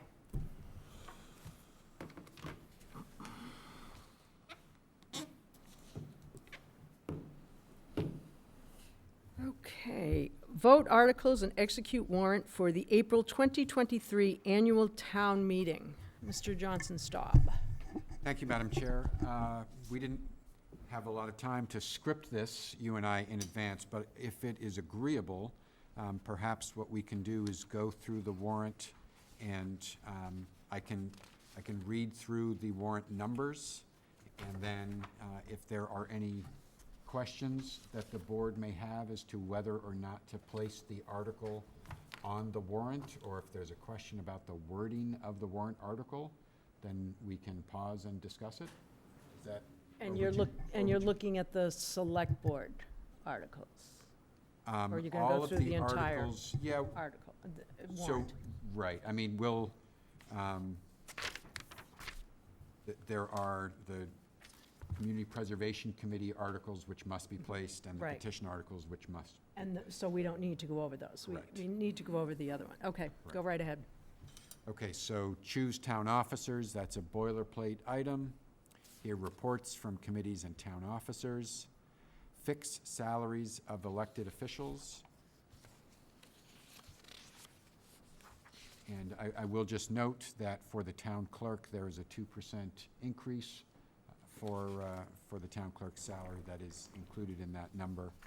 And that the wording that we have in the article allows for the town clerk to receive a cost of living adjustment in addition to that. The next, Article 4, is the fiscal year 2024 operating budget. And this is just the bare bones article. Of course, when we have the town meeting booklet printed, you'll have the full budget that will be included in the booklet based on the document that I have submitted to you and you have transmitted to the Finance Committee. The next item is to authorize the creation of a stabilization fund for fire department wages and expenses. Any questions on that one? Nope. The next article is the override for fire department. Hold on, can we back that up? Yes. I had asked a question the last time we discussed that about the interest on that fund. And Yes. you were gonna look into that for me. It does, the interest does accrue to that fund, yes. Okay. Thank you. You're welcome. Thank you, Madam Chair. The next article is the override article, and I'll read it out loud to see if the town will vote to appropriate a sum of money to pay for the wages, benefits, and expenses associated with hiring 14 additional firefighters, and to appropriate a sum of money for the stabilization fund for fire department wages and expenses contingent upon voter approval of a Proposition 2.5 override ballot question, or do or take any other action on this matter on the request of the Select Board. So per the motion that was just voted, the dollar amounts have been broken out, but that will not be in the body of the article. That will be in the recommendation printed in the warrant. And that leaves, if through dialogue with the Finance Committee, there's any adjustment to that dollar amount, you have until April 11th to finalize the wording of what goes on the election ballot, the question that goes on the election ballot. Thank you. And I will say we did confirm that language with representatives of the Department of Revenue, and they have confirmed that that wording accomplishes what we seek to accomplish. Next item is to see if the town will vote to appropriate a sum of money for capital improvement, the Capital Improvement Stabilization Fund. That's a boilerplate article, as is the next one, to appropriate a sum of money for the Other Post-Employment Benefits Trust Fund. The next article is fiscal year 2023 budget transfers. So that's budget transfers for the current fiscal year. That will be spelled out between now and the printing of the town meeting booklets. Similarly, the next article allows for supplemental appropriations for the current fiscal year. Article 11 is to rescind borrowing authorizations. So that's where town meeting voted to authorize borrowing. The project has been completed. We did not borrow all the money that was authorized to be borrowed, so we rescind the authorization. So the borrowing is no longer, the town no longer has the authority to borrow for that purpose, and it comes off our books, which is good for our bond rating. The next article is a boilerplate revolving fund reauthorization. Article 13 is an article we received from the Retirement Board, the Falmouth Retirement Board, which seeks to increase the retiree cost of living adjustment calculation. The next article I probably should say a couple words about, and that is to rescind acceptance of civil service for police and fire. And for those who might be thinking, I thought we already did that, you're absolutely correct. However, the legislature has been slow to act on the police department withdrawal. The petition was submitted as town meeting approved it.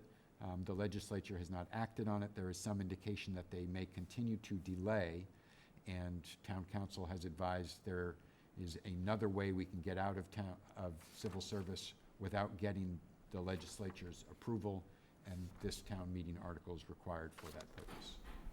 Could I ask a question about that?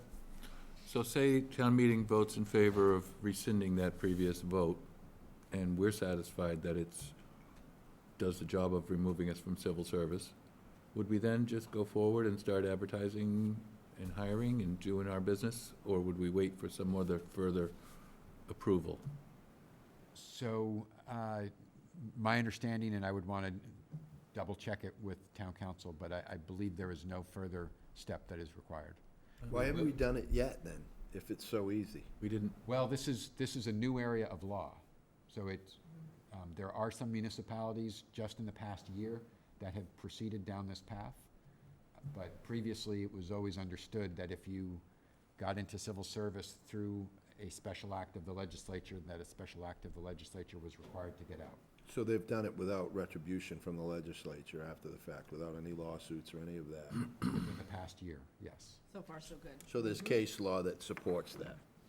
Or lack of this it? Or approach maybe it that- hasn't been Or challenged. a lack of it? Well, that's exactly what I'm trying to get. Right.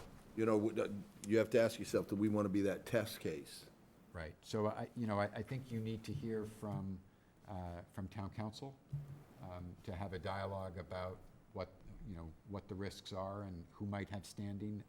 I will just share from the dialogue that I have had that it is her opinion, and it is shared by several other attorneys across the state who are wrestling with this issue, that there is very little risk, and there does not appear to be anyone with standing to challenge it. Good, thank you. The next article is a petition article. So we've got 5 petition articles. Should I just skip right over them, Madam Chair? I would, Okay. yes, we've all had an opportunity to read them, and they have to go on the warrant. And you will have a presentation before you Coming up. vote on your recommendations. Article 20 is to provide union settlements. It's a reauthorization for union settlements and non-union wage adjustments. Article 21 is to fund various items from free cash. Article 22 is to fund school capital items. Are those various funds on 21 identified? The items are identified. The various items coming from free cash, there are 3. Okay. Will we get, excuse me, Madam Chair, who will Yes. give us the explanation of what we're funding there on Article 21? I will be writing that with help from staff, but that falls, for Article 21, that's the 3 items. So to Mr. Zelinski's question, they are listed in the article. Yes, under. So to support opioid They're use bulleted. disorder treatment, to support the Falmouth fireworks celebration, and to fund consultant Okay. services to conduct independent reviews of one or more departments. Just be interested to know, whenever you are ready to share, what that outline of that opioid use disorder treatment, what that generally would entail, so town meeting can understand what they're voting for. Yeah, and very briefly, the answer will be more a process than specific, what are we going to do with the money? The funds are limited in terms of the purposes for which they can be used. You know, it has to meet the purpose of the litigation. But within that, the Human Services Director is working with the Human Services Committee and the Substance Use Committee to hear from experts, and then they will be bringing forward recommendations for how the money is spent. Okay, thank you.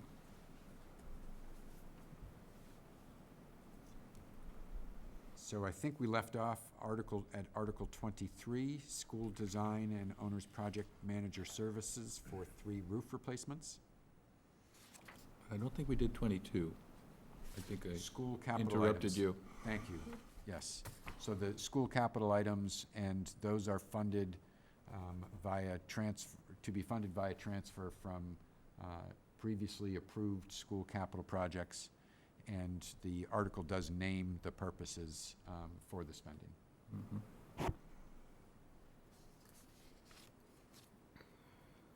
Article 23, design of the roof projects, the 3 roof replacements. Article 24, supplemental appropriation for wastewater treatment facility improvements. And I would just comment there that we have confirmed that we can accommodate the additional cost of that borrowing without increasing the tax burden, which was the original commitment made when town meeting approved this project last year, and it went on a debt exemption ballot vote. So we have, the finance director has been working to update the existing debt schedule and project forward debt for new projects, and we have confirmed that this can be accommodated without a tax increase. Will we have to defer other projects? So we will get into that. There's still additional work to do in terms of some of those trade-offs. We are identifying some projects that can be closed out that will help to fund that cost. We have subsidies that have not been yet built into the debt forecast, that, some of which we know we're going to get, some of which we hope to receive. So in terms of whether or not we have to delay other projects, there are a lot of variables and decisions to be made to answer that question. And that's a great segue actually to the next article, which is the $4.5 million design of the sewer extension, the T-Ticket Acapesket area. And likewise, we can accommodate that $4.5 million without a tax increase. And we would hope to do that without deferring future projects, but that's a question I can't really answer because the next project is a big one, right? It's the construction of the T-Ticket Acapesket sewer extension, which was estimated a while ago at $55 million. That's probably a much bigger number now. Is there a $10 million increase that's been talked about already? That was the one for the prior article, right? That's for the wastewater treatment facility upgrades, right? So there's more work to be done, and I guess the last piece I'll just comment on briefly is we pulled off of this warrant the water mains project. So you're going to hear a presentation from the DPW director, Peter McConerty, about how much do we need to spend in order to replace the aging water mains in a reasonable amount of time. And we have just started a water rate study to look at, what fee increases might be needed to support those costs. Mm-hmm. And that's probably the big one that and the next phase of the sewer are the two that, do we have to delay them? Do we not have to delay them? We have, a lot of decisions and analysis to do to answer those questions. Okay, thank you. You're still fleshing out the numbers. We're not prepared to get into the details on some of these articles at this time. No, just so the point is these two articles can be accommodated without a tax increase, and future capital spending, there's more work to be done. Okay, so that brings us to Article 26, Water Service Line Lead Inventory. That is a regulatory requirement, as is the next one, water supply testing for unregulated contaminants.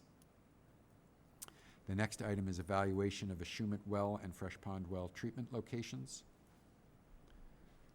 The next item is to amend the position classification plan. And at this time, we have two positions, the DEI officer, updated job description, and the new sustainability coordinator job description. Now we get into a series of bylaw amendments. Article 30, fingerprint-based background checks. Article 31, vehicle for hire insurance requirements. Article 32, amend the flow-neutral bylaw. Article 33, stable regulations. The next article is to accept the provisions of Mass General Law, Chapter 41, Section 110A, with respect to calculating legal deadlines for filing matters with the town clerk.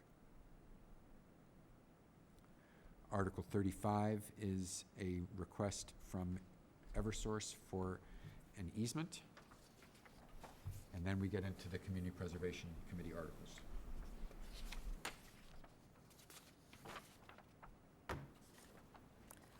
And if there are no questions, I believe the vote is pretty much as the agenda item reads, to vote the articles and execute the warrant for the April 2023 annual town meeting.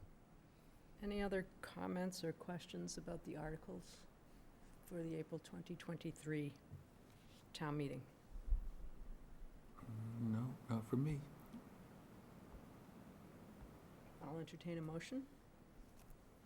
I'll move it. Well, I'll second the motion to vote the articles and execute warrant for the April 2023 annual town meeting. I have a motion and a second. All those in favor? Aye. Aye. Okay. Application for a change of officers, directors, and a change of manager, Cape Verdean Club of Falmouth. Police- Did I miss something? I did. Police section I selection. did. Sorry, police chief selection process. I could have taken them out of order, but Thank you, Madam Chair. certainly. So, as I mentioned, this is an opportunity for me to hear from you about what you think I should be looking for in selecting our next police chief. I do have a series of specific questions and prompts, which I'm happy to run through, but if anyone has any thoughts out of the box, I'm happy to start with that as well. I had made during our strategic plan, I had made some comments where other towns in our communities have had a police chief and a deputy chief. I would make a strong recommendation that we would eliminate, say, a captain's position and backfill that position with a deputy chief position that would add some more, a more binding effect to the leadership over there, where there's two guys that share the responsibilities up ultimately, or guys or women. But I would be in favor of that approach. Thank you.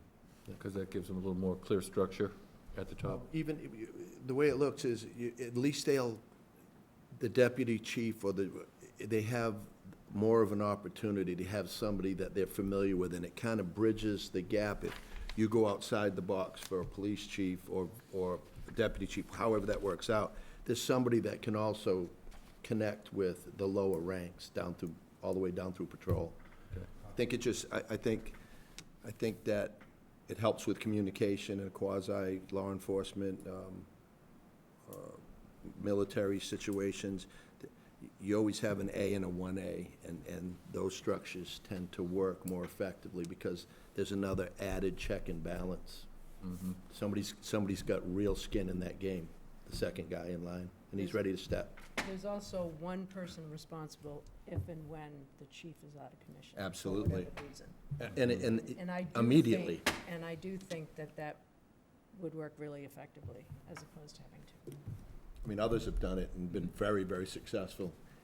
And it helps with attrition, with succession plans. You know, guys have men and women have another way of looking at how they structure their career path trajectory. Mm-hmm. And we don't lose good officers to other towns. It's just another way of getting another police chief ready Mm-hmm. strategically. I have a comment that's not about structure, but more of the initial part of the overview of welcome to Falmouth, if you will. And I'd like to emphasize the fact that the seasonal nature of the town and the importance of supporting events, because it's pretty challenging to have the 4th of July celebration. Every single officer has to work, and I think any prospective chief should know that what they're stepping into and what they're going to be asked, because it's a pretty unique situation, having a Falmouth 4th of July. And I don't know how you would word that exactly, but that the town relies on seasonal revenue, and these events really enhance that opportunity for our local business And we look to the chief for leadership on organizing these big, major events, because sometimes that's a challenge. Great. I'd like to add, I would like to see someone who has documented experience working with the community, actively working within a community, participating in events and discussions and roundtables. Given the nature of policing and the current,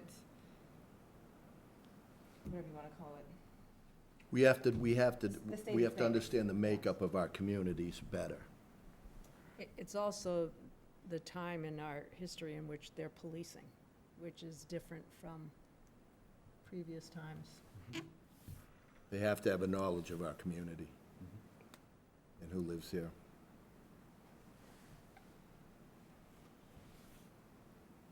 I think that they have to be acutely aware of the racial component of our community. And our police force has to be representative of our community. I can't stress that enough.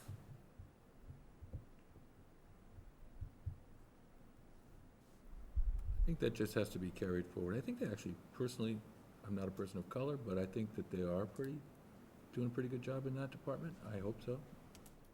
But you don't know. I don't really know. No, I want to know. I just, from the feedback that I get, Yeah. from friends that I have.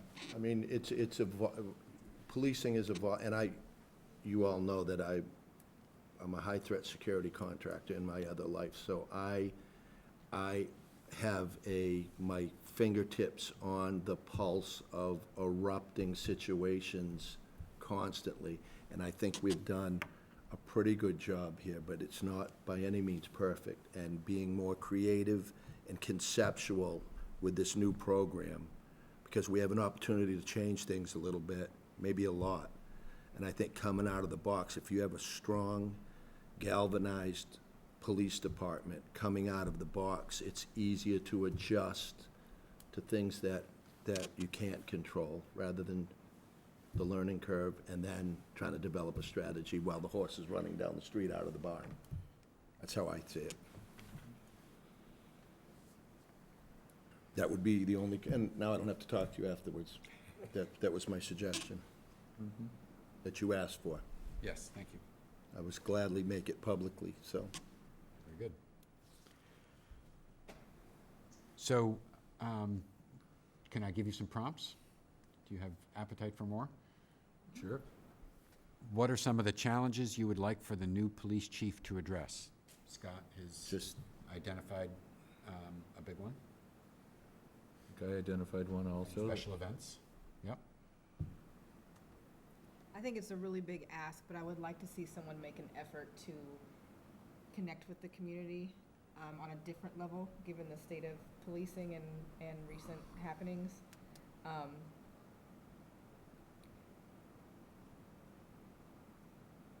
Excuse me.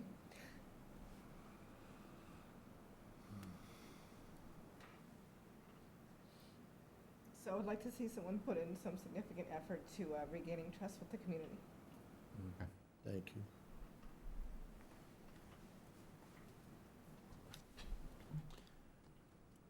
And along with that, I would like to see a leader who empowers, emboldens, encourages risk-taking, and someone who creates a team that acknowledges and really encourages other people's opinions and their input and their intelligence.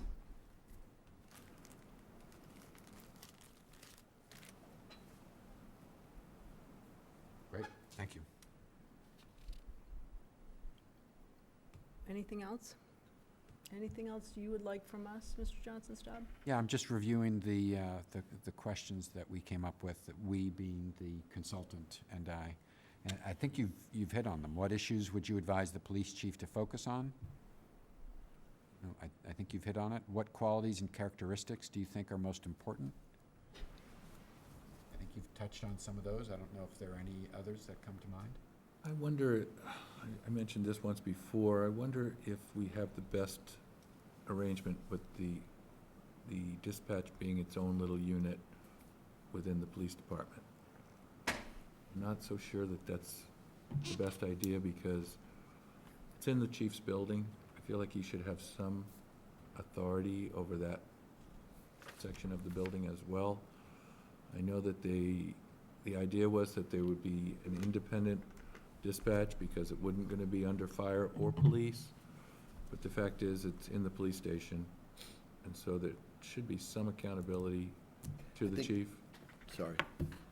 Yeah, I agree with you, but it should be the new, as they develop this new system with new leadership, that's part of what we would be looking for their input from, how we could help support them, rather than dictating to them what they need and how they're gonna do it. Yeah, I don't wanna try to dictate, but I suspect. Going forward, this is your one suspect and that- only opportunity to do it. I'm suspecting that a new chief might come to back and say, this is maybe not the perfect situation. Well, and, you know, it doesn't have to be a decision, it can be a question for the chief to look at. Right. And I don't know how that interaction would take place, but it's just a question I have is whether or not we have the best right now. Okay. Madam Chair, Peter, if you're part of the hiring process, I would highly suggest you take a couple of ride-alongs with each division. You put a vest on, like some of my colleagues have, and I plan to, and talk to the guys and see what they look for in a chief.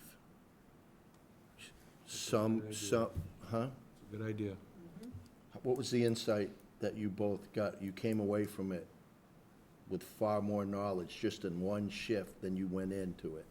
And I think it would be a great benefit for you to know some of those people, not just the guy that runs them or the lady that runs them, for you as the acting town manager and whoever makes the cut for the town manager to also know the department.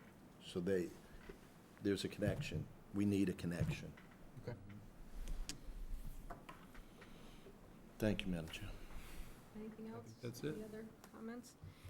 You'll still be open to conversations with Yes. individual board members? Yes, Okay. and again, the primary purpose, I wanted to have this, this conversation before finalizing the job announcement, but even more important, really, in terms of where the rubber meets the road, is taking these ideas and working them into the assessment center and the interviews. So, for that purpose, we have several more weeks. Great. Thank you. Thank you. Okay. Licenses, application for a change of officers, directors, and a change of manager, Cape Verdean Club of Falmouth, located at 126 Sandwich Road, East Falmouth, Massachusetts. Madam Chair, I'd just like to acknowledge I am a member of the Cape Verdean Club. Thank you. Is there anyone here to speak to this license? Okay. Angela. No. You can recuse yourself and then go out She into doesn't the do audience. licenses. Any questions or comments about the did- application? I did have one, the proposed manager lives in East Taunton. I wonder how that will work. Am I reading that correctly? Proposed manager name Andrea Diggs, 410 Caswell Street, East Taunton. Yes, you are reading that correctly. I mentioned that when we had the new manager at the Sheraton, or whatever that hotel, Holiday Inn, I'm not sure which one is which. And that gentleman responded that he comes down and stays in a room all week to manage, because he lived in New Hampshire. I remember. I wonder how this person will be the manager. The manager is responsible for the liquor license, right? Correct. You would think they need to be on premises quite a lot. And they probably should have been here to have the question, Sam isn't here, to ask about, is everybody trained, tips trained, and all of that. Probably would have been better for somebody to be able to be here to answer those questions. And the number of Yeah, who evenings that they're covers gonna be what and present. who does, you know. And they were invited. Yeah, I have no knowledge or comment on that. Would it be appropriate, is there a timeline, would it be appropriate to ask them back? Sure, yep. Madam Chair? Defer action. Just so we can get some questions, get it on the record? Yes. So we will defer action, and we will reschedule it for the 13th, February 13th? Yes. Okay. Is that appropriate? Yes, Yes. absolutely. Okay, approve administrative change of address for all alcoholic beverage retail package store license, Falmouth Food Mart and Liquors located at 424 East Falmouth Highway, Unit A6 in East Falmouth. I think this just cleans up the delivery address, because there's been some confusion. Oh, right, right. Mhm. And then the last one on the consent agenda is to vote to petition the Massachusetts General Court to approve removal of the fire department from civil service. This, again, this is the two-prong approach. This is the original approach, and town council is suggesting we move forward with both. Good idea. Double coverage. So would anyone like to move the items on the consent agenda? I would move the items on the consent agenda except for the one that was held. No, that was not on the That was consent. not on. I'll that's the second. Okay, all those in, I've got a motion and a second. All those in favor? Aye. Okay, review and vote to approve minutes of meetings, public session, October 24th. Did everyone get a chance to take a look? I did not, unfortunately. Can we table that? I didn't get a chance to get into that either. Okay, we can, Apologies. we can add Sorry. approval of the minutes of October 24th to February 13th. Thank you. You're welcome. Town manager supplemental report. Madam Chair, I do not have a supplemental report this evening. Imagine that. Okay. All right. Select board reports. I want to report that I'm not going to get a printed agenda next week. I didn't know I was going to get one this week, but I'll stick with the iPad. Great. And that, I believe, came from Mr. Zelinski, that idea. You know. Yep. I did that the first few years, and I was the only one doing it. And then when I got to be chair, I was kind of scared to make a mistake, so I got the printed version, and I've been doing it ever since. I'm Well, computer. a little bit's better than none. Yep. Exactly. Any other reports from the board? I'm planning on reaching out to do my ride-alongs with the fire department and the police department very shortly. You're gonna have Didn't fun? know if that would be beneficial or non-beneficial for the process you're going through, not knowing that this was gonna, I wanted other people's perspectives before I got in, just because I'm kind of from that world, but. I've talked about it, but I haven't done it yet, but I Yeah, do. no, plan you to. gotta, I gotta take a couple days off to do it, because I wanna be able to spend the time and, And you'll enjoy it. figure out what the grind is of that patrol shift. Any other reports from the select board? Yeah, I have a couple things. So last week, I met with a few representatives from Senator Markey's office. And it was a pretty, well, let me back up. So I met someone at the swearing-in ceremony for the new DA and for our new sheriff. And we started talking about coastal resiliency and those kinds of things. So I mentioned that we have the sustainability coordinator in our 2024 budget, but not necessarily the coastal resiliency, that we floated the idea. So I met with a couple people, and they sent me some information about Senator Markey's Guide to Infrastructure Investment and Jobs Act, and some other things about water infrastructure and coastal resiliency that I'll probably pass along to the town manager's office, but also to the various committees that might be interested, just reading about what money is going to be coming available and whatnot. So that was nice. I also met with the new district attorney, and he is planning on putting in place a DEI committee for the district attorney's office, and he's asked me to help set that up. And so I'll probably be spending some time doing that, which I'm excited about. Excellent. Great. I also did attend the McGantic Crossing opening, and those are really nicely done buildings. So it was really enjoyable to see affordable housing done so nicely. You know, good quality molded panel doors and nice oak handrails, and not like what you would think to expect in affordable housing. Usually you're trying to, It's what you hope for, though. It's what you hope for, yeah. Place where you really could enjoy living. Nice. That's a tour that I'm going to schedule with Michael Glasgow, because I did miss it, but he said he would take me around anyway. It was really well attended. wanna When I see it. showed up, there was a crowd of people in the parking lot, and I thought that was the crowd. And then I went inside, and the place was packed, and there was a lot of prospective tenants walking up and down and looking, and everybody's like, ooh, you know, it's really, It shows you what can be done. right. If it's planned right, if it's presented right, and zoning or LIP applications are done correctly. I know it took a long time, but the proof's in the pudding. Yeah, It can be done on that budget with that pro forma. yeah. So the only report that I have is that I have asked the consultant for the town manager search to be here on February 13th to update the board, update the public on where we are in the process. Great. So he will be here on February 13th. And I will mention also, Senator Moran took the time to show up too, showing an interest in affordable housing. Great. So that was great. Discussion of future agenda items. We have that workshop with Yes. town council, so we can ask our questions there. Right. Okay.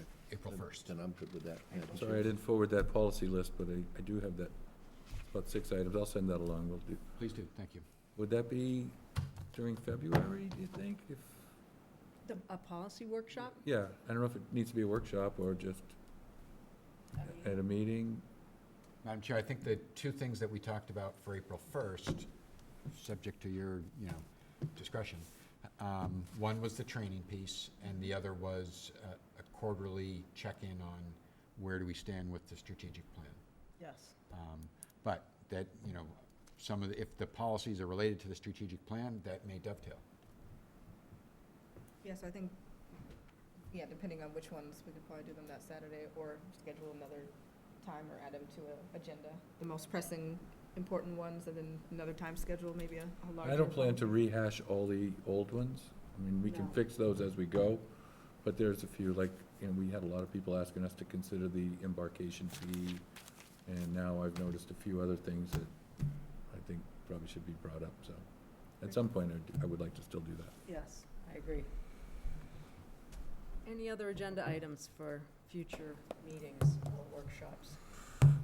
I got a big idea, and I know that the folks at the Green Center have been pushing this for a long time, but I think that we should consider taking another look at what might be possible with urine diverting toilets rather than sewering. Just take another fresh look and say, if there were a toilet out there that would be generally accepted by the public, and by that I would mean it would need to be able to flush solids, I think, and have a urine diversion built into the toilet to where it's almost painless for the customer, and then a hose going to the outdoors to make a sort of a rudimentary collection system where a truck could go around with a little vacuum hose, something that would be unobtrusive. Would that be a policy thing? Or- No, I don't know what it would be. It would be a whole new idea. Because in all honesty, Doug, until we find out what's going on with these IA systems and all of that, people have no appetite to even discuss that because they don't know what the future holds for the system they have in the ground now. You mean the Well, DEP regulations? Yeah, Well, if you look at those DEP regulations, they actually encourage alternative and diverting technology. So they're leaving the door open to but reconsider that hasn't been part of the argument so far. There's some specific items that people are battling with DEP right now about. I'm not disagreeing with you that it's not beneficial. I'm just saying it might not be the time to try to dial in on it until we figure out what's gonna be on our plate when that determination comes, whether it's gonna be the estuaries, whether it's gonna be sewering, or it's going to be those systems. People are scared about what it's gonna cost. Well, sure, they should be. That's So why I don't know. That's why I'm saying, I think it is the time to start thinking about whether or not we want to look into it, because it would have to be a town-led thing. I don't think we can rely on individual people to try to put these things in and manage them. Just throwing it out there, I think we should look into the possibility of it. I mean, that's certainly a suggestion I can forward to the Water Quality Management Committee for their review and consideration. Mm. They've been sort of the policy leaders for the town on these issues. Yeah, and we took that up. I actually volunteered, and I went to about 25 houses looking to try to put in composting toilets. And at the time, we weren't thinking about urine diverting toilets because they really weren't available, but now they're starting to be. And some of them are a little hokey, but if there could be one that could be really user-friendly, I think we're like right on the edge of the technology, so I think we're missing out if we don't give it some thought. At least consider it. You're absolutely correct. Mr. Finneran, would you like to come to the podium? You don't want to second guess that move?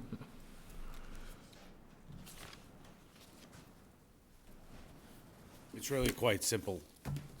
70% of the nitrogen is in urine. It can be easily diverted at the source.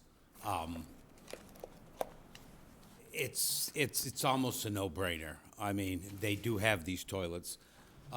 Initially, when Brian Howes did the first SMAS reports, he said that if we just took care of 10% of it, it would be enough to handle our situation. Of course, the population has increased and the density has increased.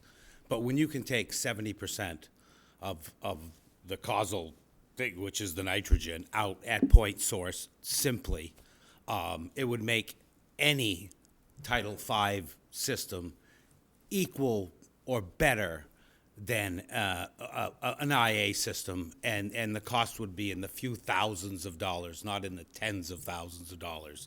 And I think that unfortunately, the real push is for sewer, because sewering is a hidden tax.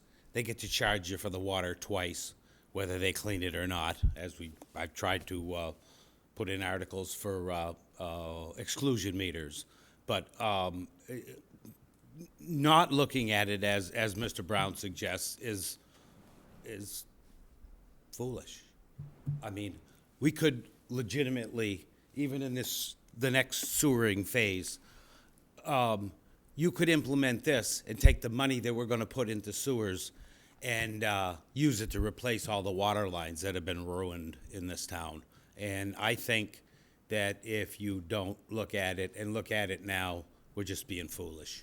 What about new construction, Mark? New construction, you could mandate just a stand-up a urinal in one downstairs bathroom, and it would make such a cut into this. It's crazy, because what man wouldn't use a urinal rather than hear him scream about the lifting the seat, put it down, whatever.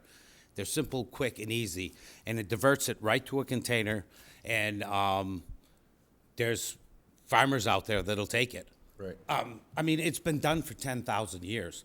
You ever hear the expression, you don't have a pot to piss in? That was when people were extremely poor. They used to sell their urine. It was either used for fertilizer or for tanning leather. And the old expression, they don't have a pot to piss in or a window to throw it out of, was another way of saying that you were homeless. I mean, this isn't new technology. It's not a new idea at all. And I think exploring it is just a no-brainer. Thank you, Mr. Finneran. Sorry, I don't want to get, but I spend a lot of time in my garage and my workshop in the wintertime listening to the Bruins games. And I have simple 5-gallon pails and a transmission funnel, and that's where I go. I put that under the bench with a lid on it, and in the summertime, I grow a lot of flowers in my house, and I put about a quarter of that in a watering can. I fill it up to the top, and then I go around, drop it on my flowers, and then I water it in. I won an award from the garden club for my flowers this year. They weren't even going to give awards because of the drought, but mine grew out of control, and it's nitrogen, it's potassium, it's the majority of the nutrients that go into your body come out in your urine, and I mean, we can't afford to sewer this whole town and take care of the water pipes that we need to replace. And I mean, if there's a chance that we could do this, even if it was in some of the areas that aren't as densely populated, it'd just be crazy not to consider it. Thank you, Mr. Finneran. Okay, if there's nothing else from the board, I will entertain a motion to adjourn. Gladly move that. Second. Okay, you have a motion and a second. All those in favor? Aye.